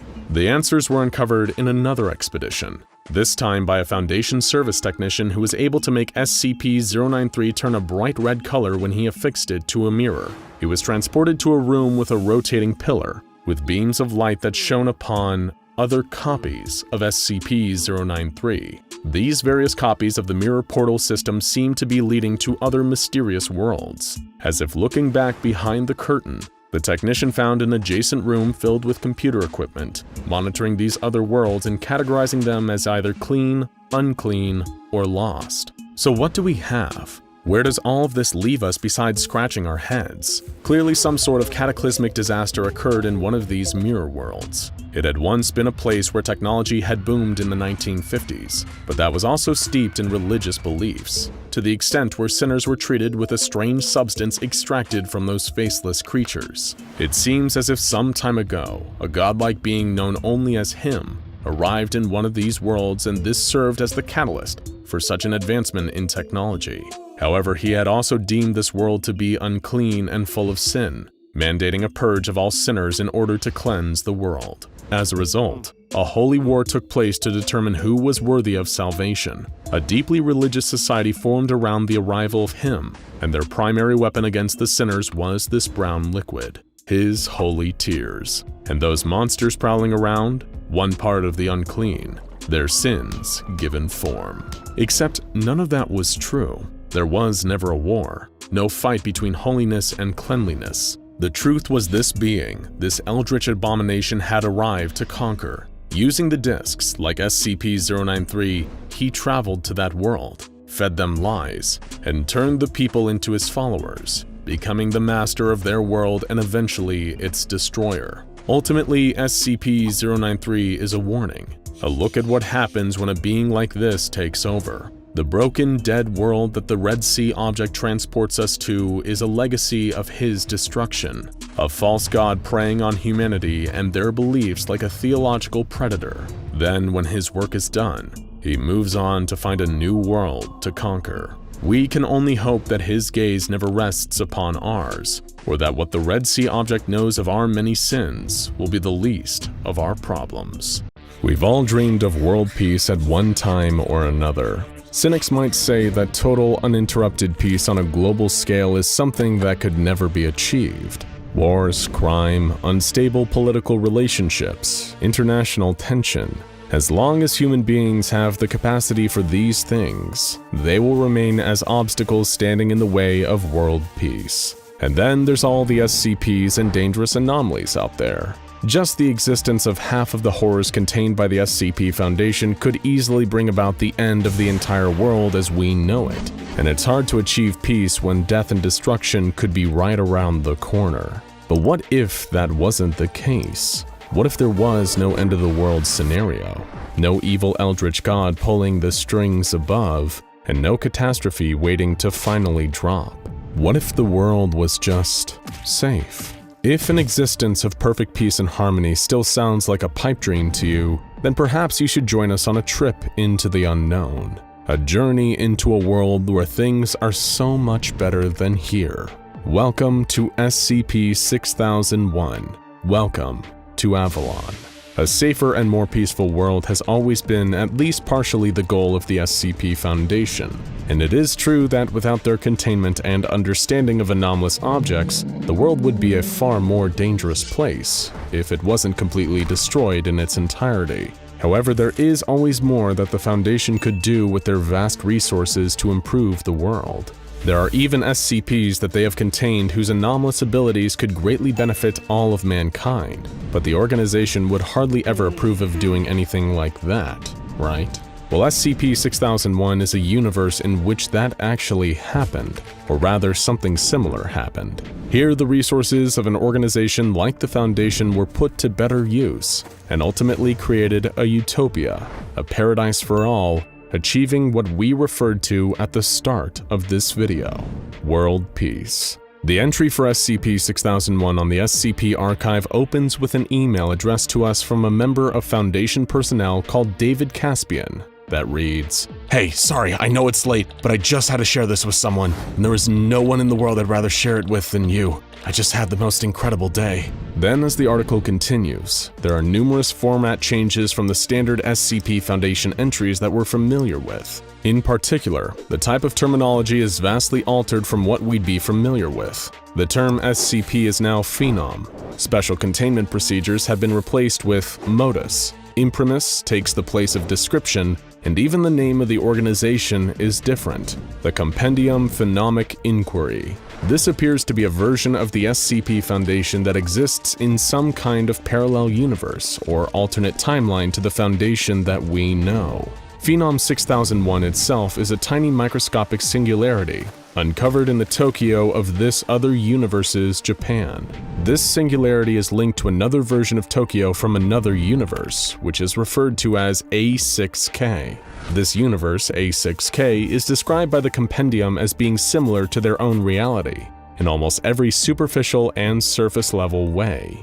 It looks the same, contains the same people, the same places, and even the same anomalies. But that is where the similarities end. The A6K universe diverges from this baseline by having a general lack of cooperation among its inhabitants, scientific repression along with heightened paranoia, aggression, and levels of violence. Sound familiar? It should, because A6K's main scientific institution is a group known as the SCP Foundation. That's right, A6K is the Foundation's reality. The Foundation is aware of what it refers to as SCP-6001, but because of the tiny size of the singularity that links their world with that of the Compendium, none of their personnel are able to travel through to that reality. The Compendium states that it is considering unifying with the Foundation, striking up an alliance between universes. However, they both have dramatically different approaches which would likely get in the way of that. The SCP Foundation has always been shrouded in secrecy, never revealing anything to the public, often eliminating or memory wiping anyone who witnesses an anomaly just to keep everything under wraps. Meanwhile, in their universe, the CPI has willingly made its documents and anomalous information available to anyone that asks for it. In the Foundation's reality, the world they were linked to via SCP-6001 was seemingly first discovered when David Caspian, the personnel member we mentioned earlier, hunched over the spot where the singularity was located for almost 5 minutes. He had been doing this for a number of weeks since the Foundation's instruments first detected the existence of the tiny hole connecting A6K with another dimension. David's focus had been so fixated on that spot where SCP-6001 was, that it wasn't until he got back up that he realized he was in a completely different universe. He described tall, rounded skyscrapers unlike the Tokyo of the Foundation's world, gigantic ivy growing up the buildings with leaves the size of cars. The clouds above had been replaced with the clearest blue sky, and clean, fresh air took the place of the stale, polluted environment David had just left. A nearby cat was perched on the same rooftop as David, watching strange, seed-shaped glass constructs floating on the horizon, filled with lush green innards. The cat had a coat of spotted orange, white and brown underneath an actual coat, a violet blazer complete with a white bow under the collar and a black brooch pinned to it, the shape of an eye inside a globe. It even wore a pair of spectacles. The cat Primrose greeted David by name and introduced herself, the pair sharing a brief joke about stepping through the looking glass. Both of them were doctors. In fact, David was the Foundation's head of alt-dimensional research. When he asked Primrose how he had arrived on her side of SCP-6001, she responded by asking if he had heard of something called cross-dimensional test sampling. Of course, David was more than familiar with it. Not only was it a standard procedure for the SCP Foundation, but one that he himself had written. The procedure involved bringing an isolated part of another reality to a safe environment within one's own for testing purposes. This is exactly what the Compendium had done to bring David to their universe. According to Primrose, the Compendium had many similar procedures to the Foundation, causing David to ask why, if this was the case, he wasn't being scanned or checked for contaminants and pathogens, or paralyzed to prevent kinetographic mimetics. Primrose responded by simply asking if he had eaten breakfast and seemingly inviting him to Paris. Primrose then sat with David on an armchair on the Tokyo rooftop and spoke an address to it. The next moment, she and David were transported to Paris, in a courtyard filled with similar chairs that other people and animals were using to teleport. Primrose referred to them as the Everywhere Chair, a form of public transport. David remarked that there was something similar in the A6K universe, referring to SCP-1609, which was destroyed by the Global Occult Coalition. The cat responded by saying that David would find many similarities between their universes, and mentioned that she was the department head of transdimensional development and discovery for the CPI. But then Primrose declared she no longer wanted to discuss work as she was already off the clock, despite it only being the early hours of the morning. When David questioned this, Primrose replied, "The wonders of automation, David. More hands make less work, and we have a lot of hands. Besides, I have something more important lined up for today." She then ordered œufs brouillés from a holographic menu, and David ordered the same, remarking, "When in Rome, or Paris, or a parallel reality with talking cats, you do as the Romans." David then asked Primrose about the compendium, learning that it was the primary scientific institute, but it lacked the employees of the SCP Foundation.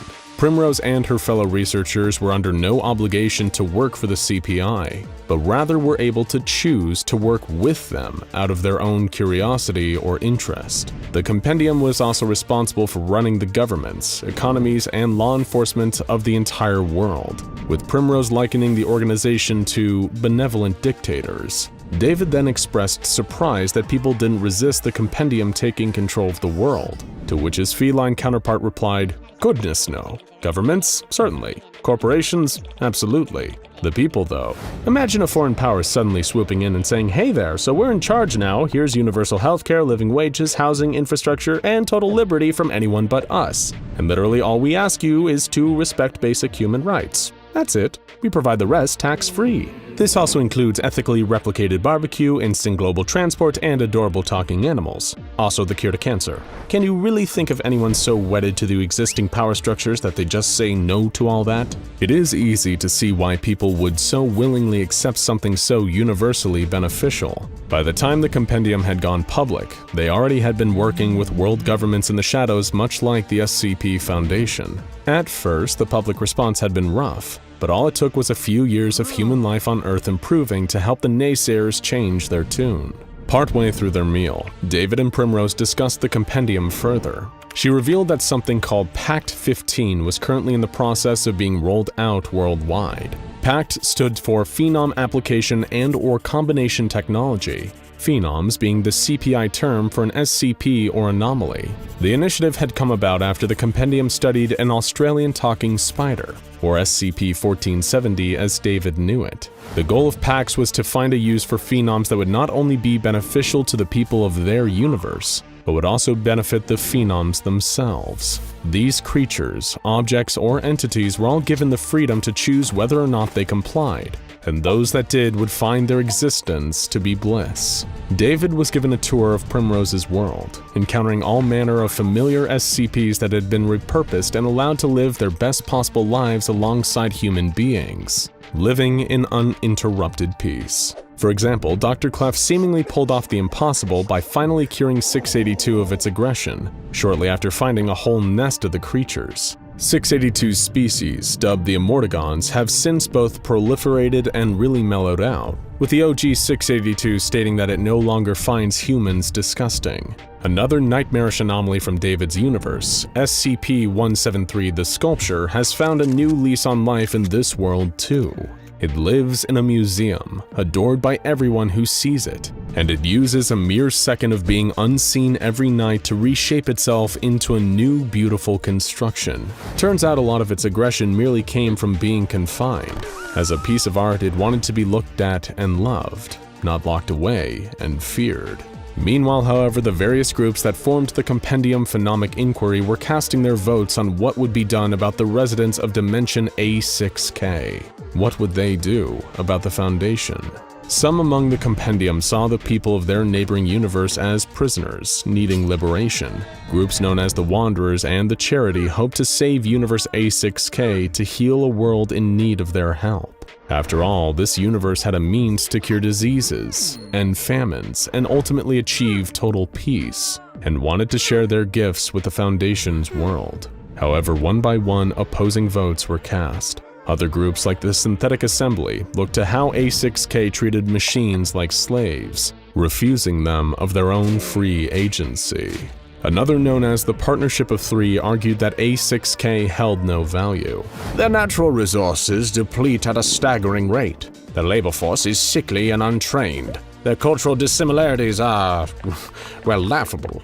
We have everything they have, and what little uniqueness they bring to market, so to speak, isn't worth its counter space. They wouldn't even make a good tourist trap. What kind of morbid SOB would want to visit these wonders of theirs? It's all tombs and constructs of war, old crumbling architecture where people would fight each other to the death for sport. And who defaces a perfectly good mountain like that with a bunch of dead people's faces? Some of the compendium claimed that the people of Universe A6K had to learn to overcome their own adversities, rather than the easy option for their universe's people to come in to fix everything.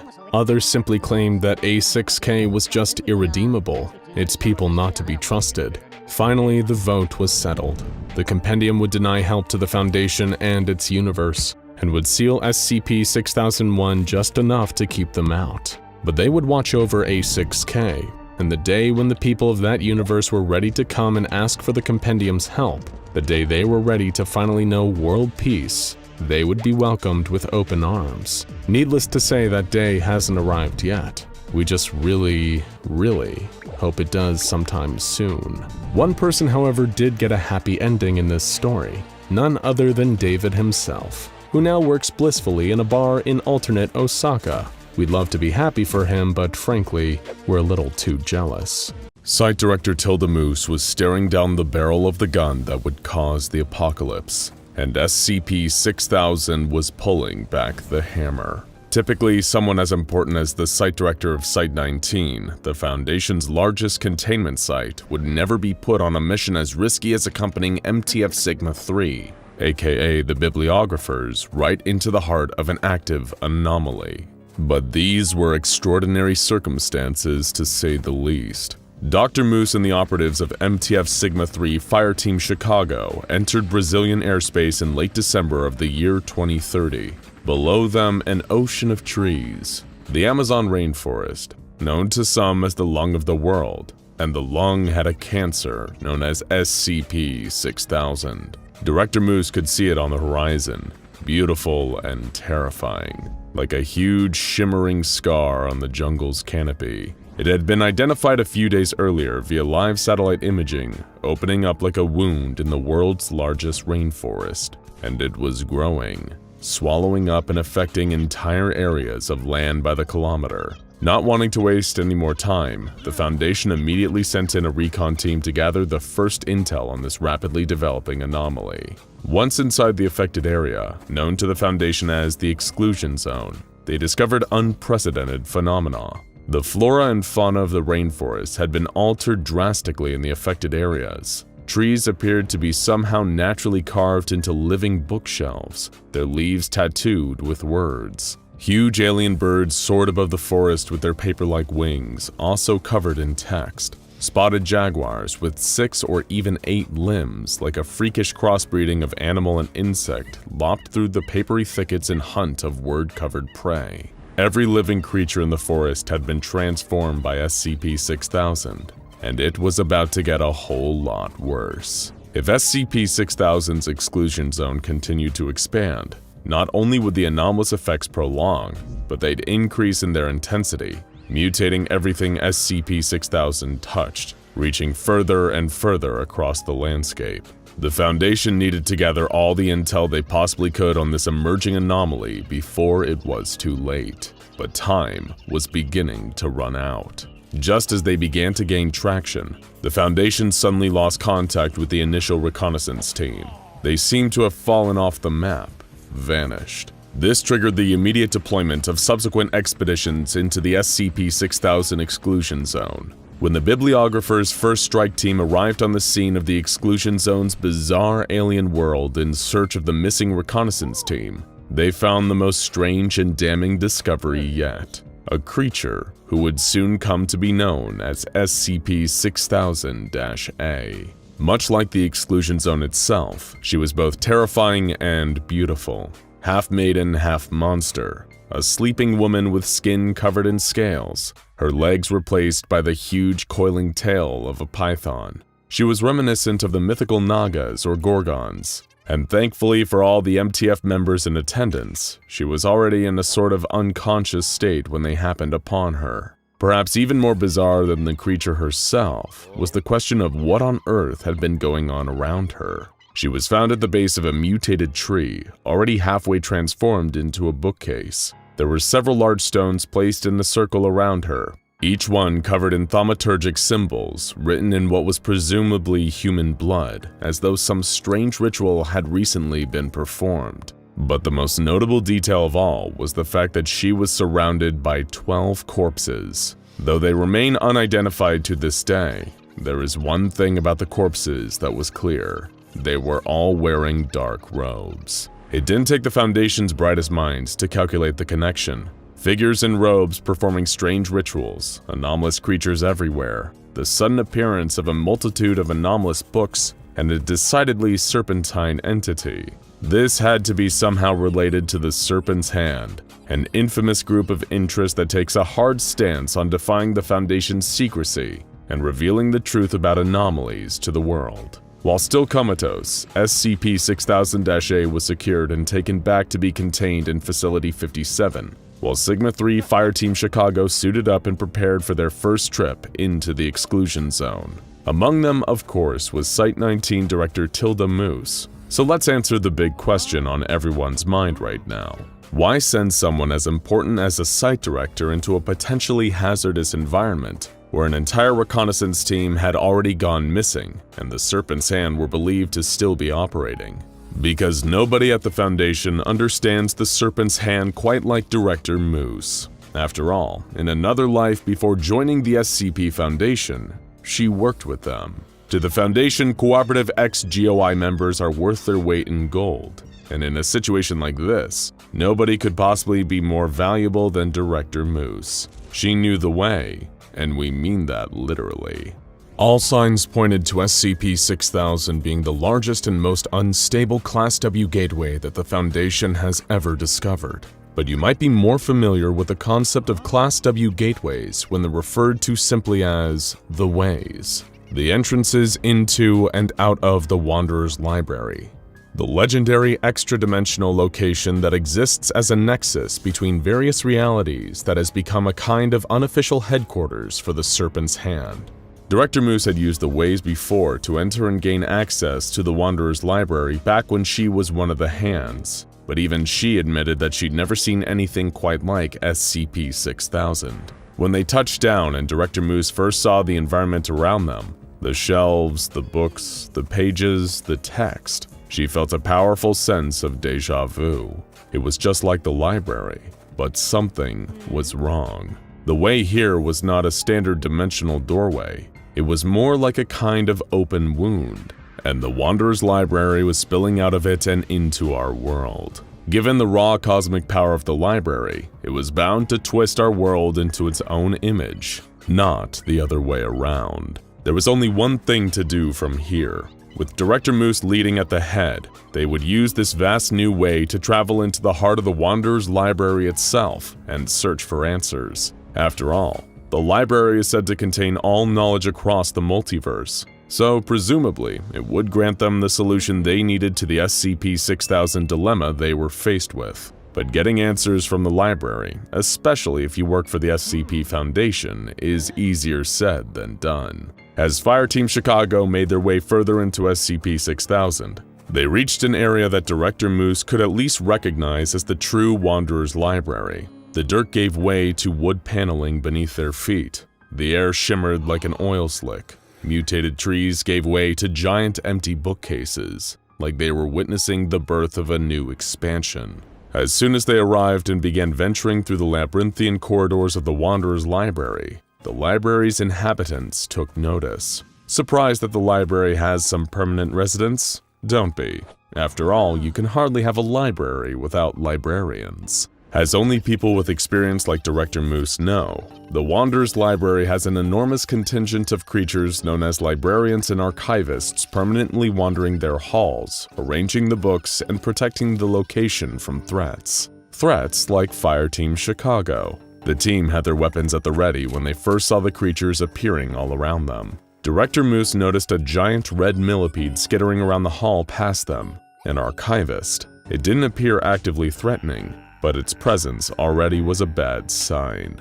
Then a feminine hissing voice rang out through the air. It said, "I see your intentions. Be gone." Something about it communicated a dark and infinite power. And with that, more nightmarish librarians entered the scene. Huge spider-like beings with countless limbs. Class 3 librarians began crawling down the bookcases towards them. But there was something different about these creatures. Something even worse. They were wearing the uniform of the reconnaissance team. In fact, once upon a time, they were the reconnaissance team. But their stories had taken a drastic turn since they got involved with SCP-6000, something the rest of the world would soon be able to relate to. Just seeing this terrified Moose. It wasn't unheard of for the library to transform people into librarians, but that was typically a punishment reserved for people who commit only the gravest offenses against the anomaly. What had caused the Wanderer's Library to become so actively aggressive? They didn't have time to think about it because things were getting worse. As the Class 3 librarians reached the bottom of the bookcase, they began to give chase, leading to Fireteam Chicago desperately fleeing the scene. But they weren't fast enough. The creatures began to attack, tackling and slaughtering members of the team. The survivors fired back, but this led to even more aggression from the librarians. Soon, a group of Class 2 librarians, giant hooded beings wielding lanterns, began to join the chase. What started as a highly organized mission soon became a massacre. The Foundation operatives were hopelessly outnumbered by the library's legion of obedient monsters. They could not fight and win. It was unlike anything they'd ever seen before. Director Moose was lucky to escape with her life, and in response to the newly assessed severity of the SCP-6000 threat, a wider barrage of containment methods, known as Project Fusillade, was initiated. This meant making Facility 57 the official containment site of SCP-6000. This also resulted in the deployment of active arrest warrants put on all active Serpent's Hand cells, as well as giving MTF Sigma-3 blanket permissions to aggressively use any means of force against the Wanderer's Library's growing aggression.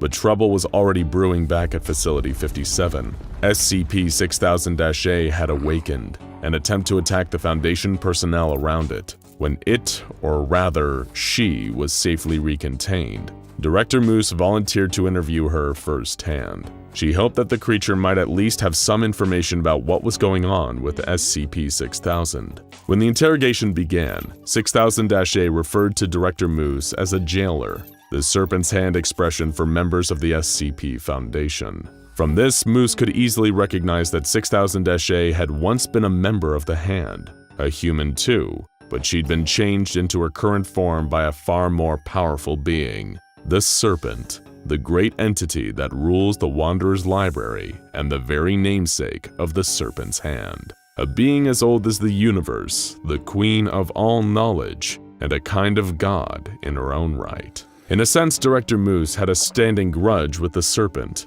Back when she was a member of the Hand, Moose was thirsty for knowledge. She craved stories, but always frustrated by the fact that they had to end. She stole sacred texts from the archive of the Wanderer's Library and ensured that she would never truly be welcome again. As the interview ended, 6000-A promised to continue looking through the stories of the library, hoping that the answer to their struggles would perhaps be hidden within.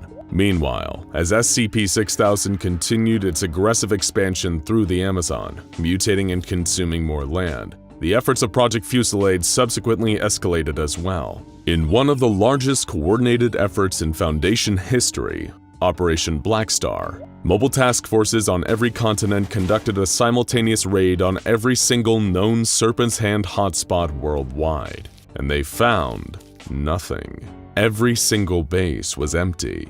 All over the world, not a single member of the Serpent's Hand could be found. It was roundly concluded that they'd all returned through the world's various ways into the Wanderer's Library, like a mothership that was calling them all home. The Serpent's hand, the only people who might have known what was coming were escaping the planet. As far as bad signs go, this was probably the worst one possible. The proverbial rats fleeing the ship.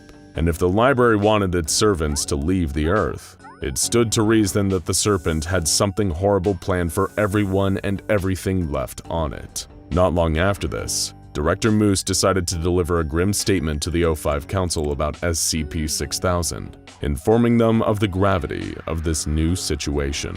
I don't know what precipitated this, but if the libraries turned against humanity, the situation is going to be dire. It's a completely alien entity to us. We can't even begin to understand why it is or does the thing it does. Hell, we don't even know if there's a rhyme or reason to anything. Most Foundation personnel only know of the library in the abstract, but I and a handful of others have actually stepped foot in the shelves, and we can tell you that it is humanity's greatest blessing and its greatest threat all at the same time. Imagine how much history has been influenced by people getting into the library and bringing back knowledge they would otherwise never have had. Now imagine if the source of all knowledge in the universe turns on us. I don't see this story having a happy ending. In spite of her grim prognosis, Director Moose couldn't give up. In fact, she was relieved of her duties as Site-19 director in order to pursue the SCP-6000 case and subvert the library apocalypse full-time, seeing as it seems she was the only high-ranking member of Foundation personnel who truly understood what was going on. She and the rest of the Project Fusillade Incident Committee scrambled to find ways to destroy SCP-6000, or at least put a halt to its rampant growth. They sent in legions of mobile task forces with flame and heat-based weaponry, trying to burn down all of the mutated trees. However, the trees showed an almost complete resistance to this method, with burnt matter quickly regenerating after the fact. In an even more savage act of war against the Wanderer's library itself, they fired a high-yield explosive into the mouth of SCP-6000. However, the second the bomb passed the threshold into the library, its effects were immediately nullified. These concerning developments led to Moose and her team finally pulling out the big gun. Literally, the biggest gun there is, the Arcturus Array.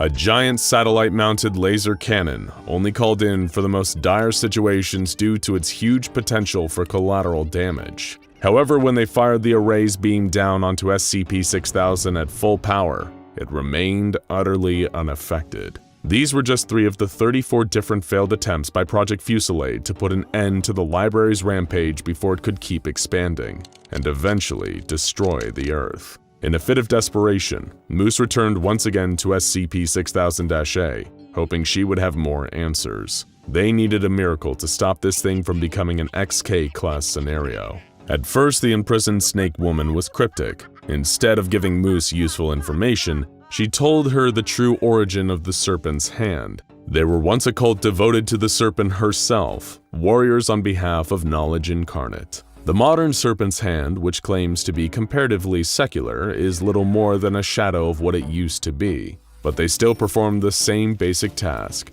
destroying secrecy and advancing knowledge. As Moose's patience wore thin, she asked the snake whether she had any specific stories about how the Foundation could beat a library gone mad, but the snake told her there were no such stories. She did, however, surrender one vital piece of information, saying, "All the stories I see with the Foundation staring down the end of the world, they have the book burners by their side.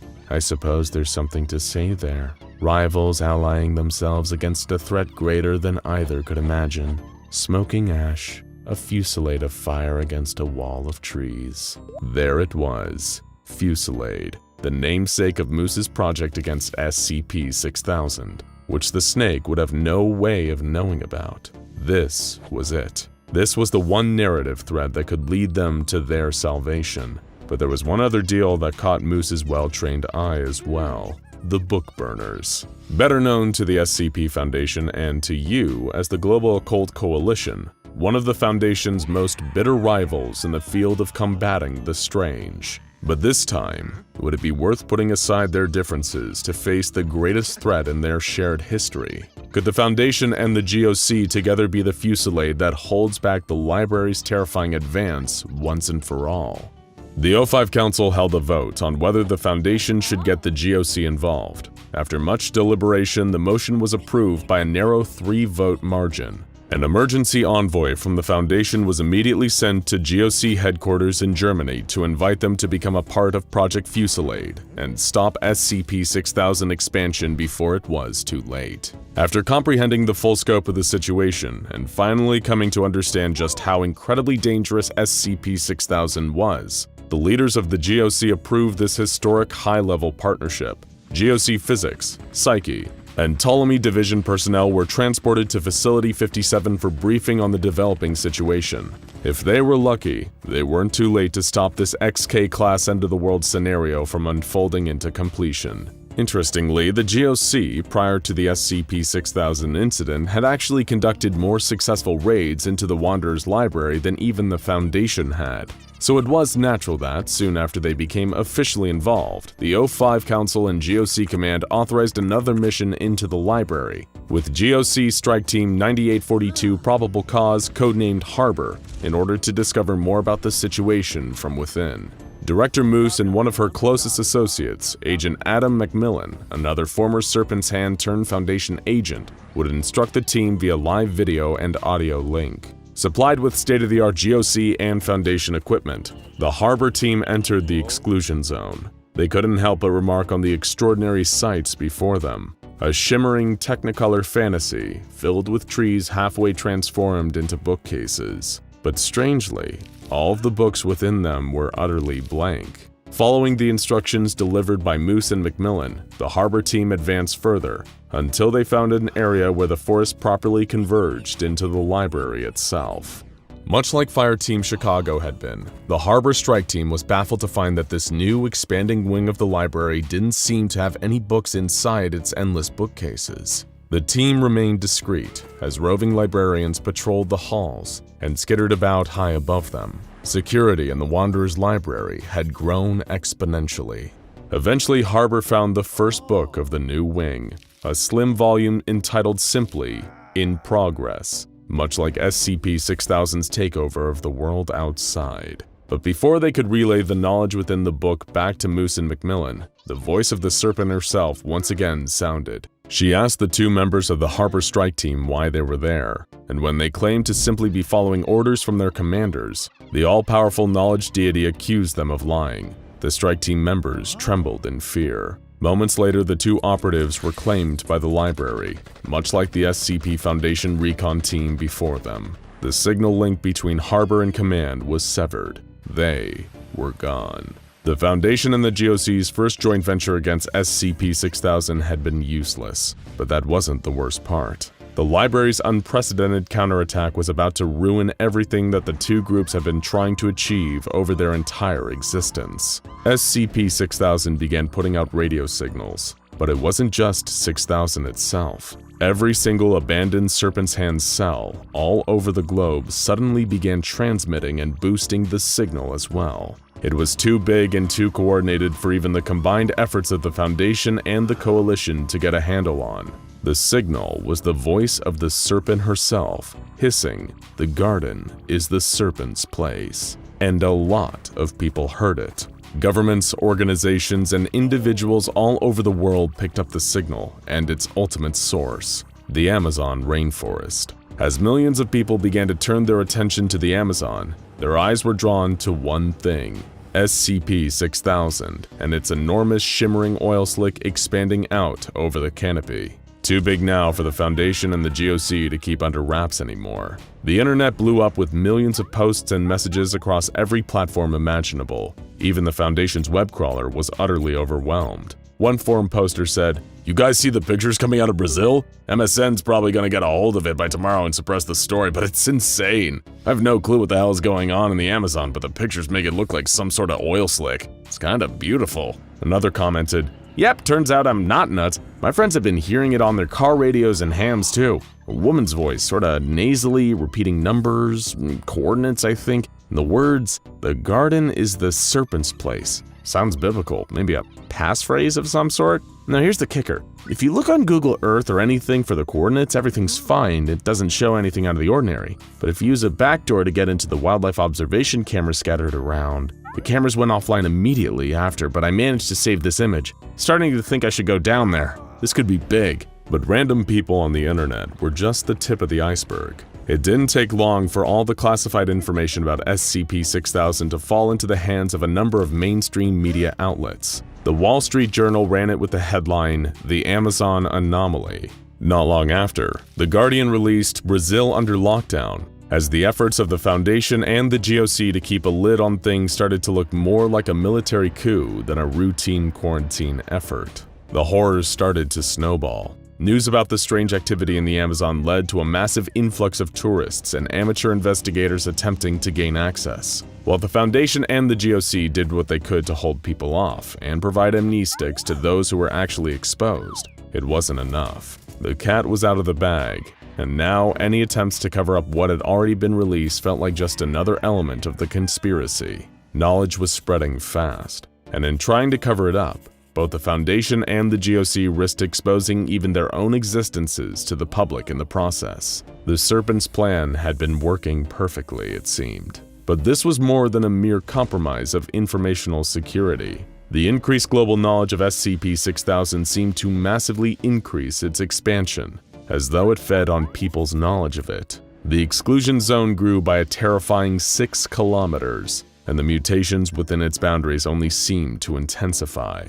Things that had gotten so severe that the Coalition's nuclear resources were being considered as a response to SCP-6000's aggression. Not long after this, Director Moose's closest confidant within Project Fusillade, Agent Macmillan, disappeared. Security footage of Facility 57 showed him performing a thaumaturgic ritual circle, similar to the one that had produced SCP-6000-A. The cameras captured an intense flash of light from the circle, and afterwards, Macmillan was gone. He left a note for Director Moose saying, "Sorry, Tilly. I used to spend weeks amongst the library's shelves, perusing everything I could come across. It was otherworldly in the most literal sense of the word. I'm sure you understand the feeling. The difference is that you couldn't go in. You made the choice between the library and the Foundation. When I first entered, it was just a mission. I experienced something amazing, something well beyond what I thought was ever possible. And I thought it was a shame that we looked at something so magnificent and only worried about how it might hurt us. I can see now that's not the case. The librarians are only hurting people that try to stop the expansion. I have no intention of doing that. This is the end of the story, not the one where we somehow come up with a silver bullet to fix everything. The only thing I can do is change how I feel about it. I just want to sit amongst the shelves and see the false stars again. I think this is my happy ending." Director Moose certainly didn't see it that way. In spite of everything, she was still desperately searching for that elusive silver bullet, the secret to stopping SCP-6000 and reversing the horrific damage it had already wrought. They were the SCP Foundation. They always found a solution. It was just a matter of looking harder for it. She returned once again to her last potential resource on the matter, SCP-6000-A, that cryptic snake woman they'd first discovered in the initial recon missions into SCP-6000. In many ways, SCP-6000-A echoed the sentiments of Agent Macmillan. To deny true fate is futile. Just this once, the Foundation had run out of silver bullets. Their end was coming, perfect and inevitable, and it will happen at the hands of the library and the Serpent. She told Director Moose that you don't get to choose how your stories end, only how you perceive the ending. This story, she says, ends with two people sitting in a room talking, and they vanish into thin air. Tired of the Snake Woman's cryptic nonsense, Director Moose decided she was wasting her time. Determined, she, alongside the Foundation and the Global Occult Coalition, would find a way to stop this thing. They would end SCP-6000, reverse the damage it had caused, and save the day. Unfortunately, this time, they couldn't. The entire Amazon basin was quarantined by Project Fusillade, but it didn't matter. SCP-6000 just kept growing and growing and growing. Soon after, a BM-class Broken Masquerade scenario transpired, meaning that the Foundation and the GOC were no longer able to contain the secrets of this anomaly, as more and more of the Western Hemisphere was consumed by SCP-6000. The anomaly's object class was upgraded from Keter to Apollyon, as GOC Command and the O5 Council realized that the ship had officially sailed on its fight for containment, and for the future of planet Earth. As the Wanderer's library continued to consume more of the planet in the following days, the priorities of Project Fusilade shifted focus from containing SCP-6000 to getting as many key figures and anomalies as possible off of Earth or out of our dimension. All population centers, GOC bases, and Foundation sites were considered lost. It was over. The Serpent had won. One person who didn't flee with all the others was Director Moose, with the prognosis being that SCP-6000 would consume the entire world in the next 2 weeks. Moose decided to go down with the ship, spending her last days on a dying Earth with her final prisoner, SCP-6000-A. The Snake Woman tried to comfort Director Moose in the face of the end. She told her that all there really is in life is a collection of stories. One ending is the beginning to countless others. The end of this Earth, this Foundation, would simply unravel onto more, splitting like a thread's end into infinite narrative possibilities. If Moose could only accept this, she would not see this as an ending, but as a wonderful new beginning. A possibility for more stories. That's why the library was making all these new empty bookcases. There would soon be an abundance of new knowledge to accommodate and fill its shelves. Still, Moose seemed mournful about what she saw as the end of her story, the end of the world. She asked 6000-A whether her attempts to stop everything had been pointless from the start, if this ending had always been set in stone. 6000-A responded, "The point was the same thing that it's ever been, to make new stories where there was once nothing. Be happy, Tilda. Your story is going to be remembered forever." How do you think Tilda Moose responded? Did she say, "You think people will read about us?" Or rather, did she ask, "What if I don't want new stories?" We'll give you a moment to think about it. Are you ready? The answer is, it doesn't matter. Because regardless of what Director Moose said, it would have ended exactly the same way. If this tale teaches you anything, it should be that you really can't choose your ending. You can only choose how you react to it. Director Moose looked up and realized she was no longer inside Facility 57. She was in the Wanderer's library, staring up at an infinitude of shelves that contained an expanse of books that were both boundless and immeasurable. She was surrounded by people and entities of all shapes and sizes, wearing robes, browsing the new collection, and she recognized all of her old Foundation friends and colleagues among them. Director Moose's story had come to an end, but what she had failed to grasp was that the end didn't just mean death, it meant the start of something new. New worlds, new dimensions, new canons, new anomalies. A vast infinity of stories, and from inside the Wanderer's library, with everyone she'd ever known, she could enjoy them all. The Wanderer's library and the Serpent's Hand hadn't killed her, they had saved her. This was Director Moose's happy ending, and also the ending of SCP-6000. But what if this wasn't the end? What if instead, Tilda Moose had chosen a third option and responded to 6000-A's comment about her story being remembered forever, not with a question, but a statement. Stories on stories.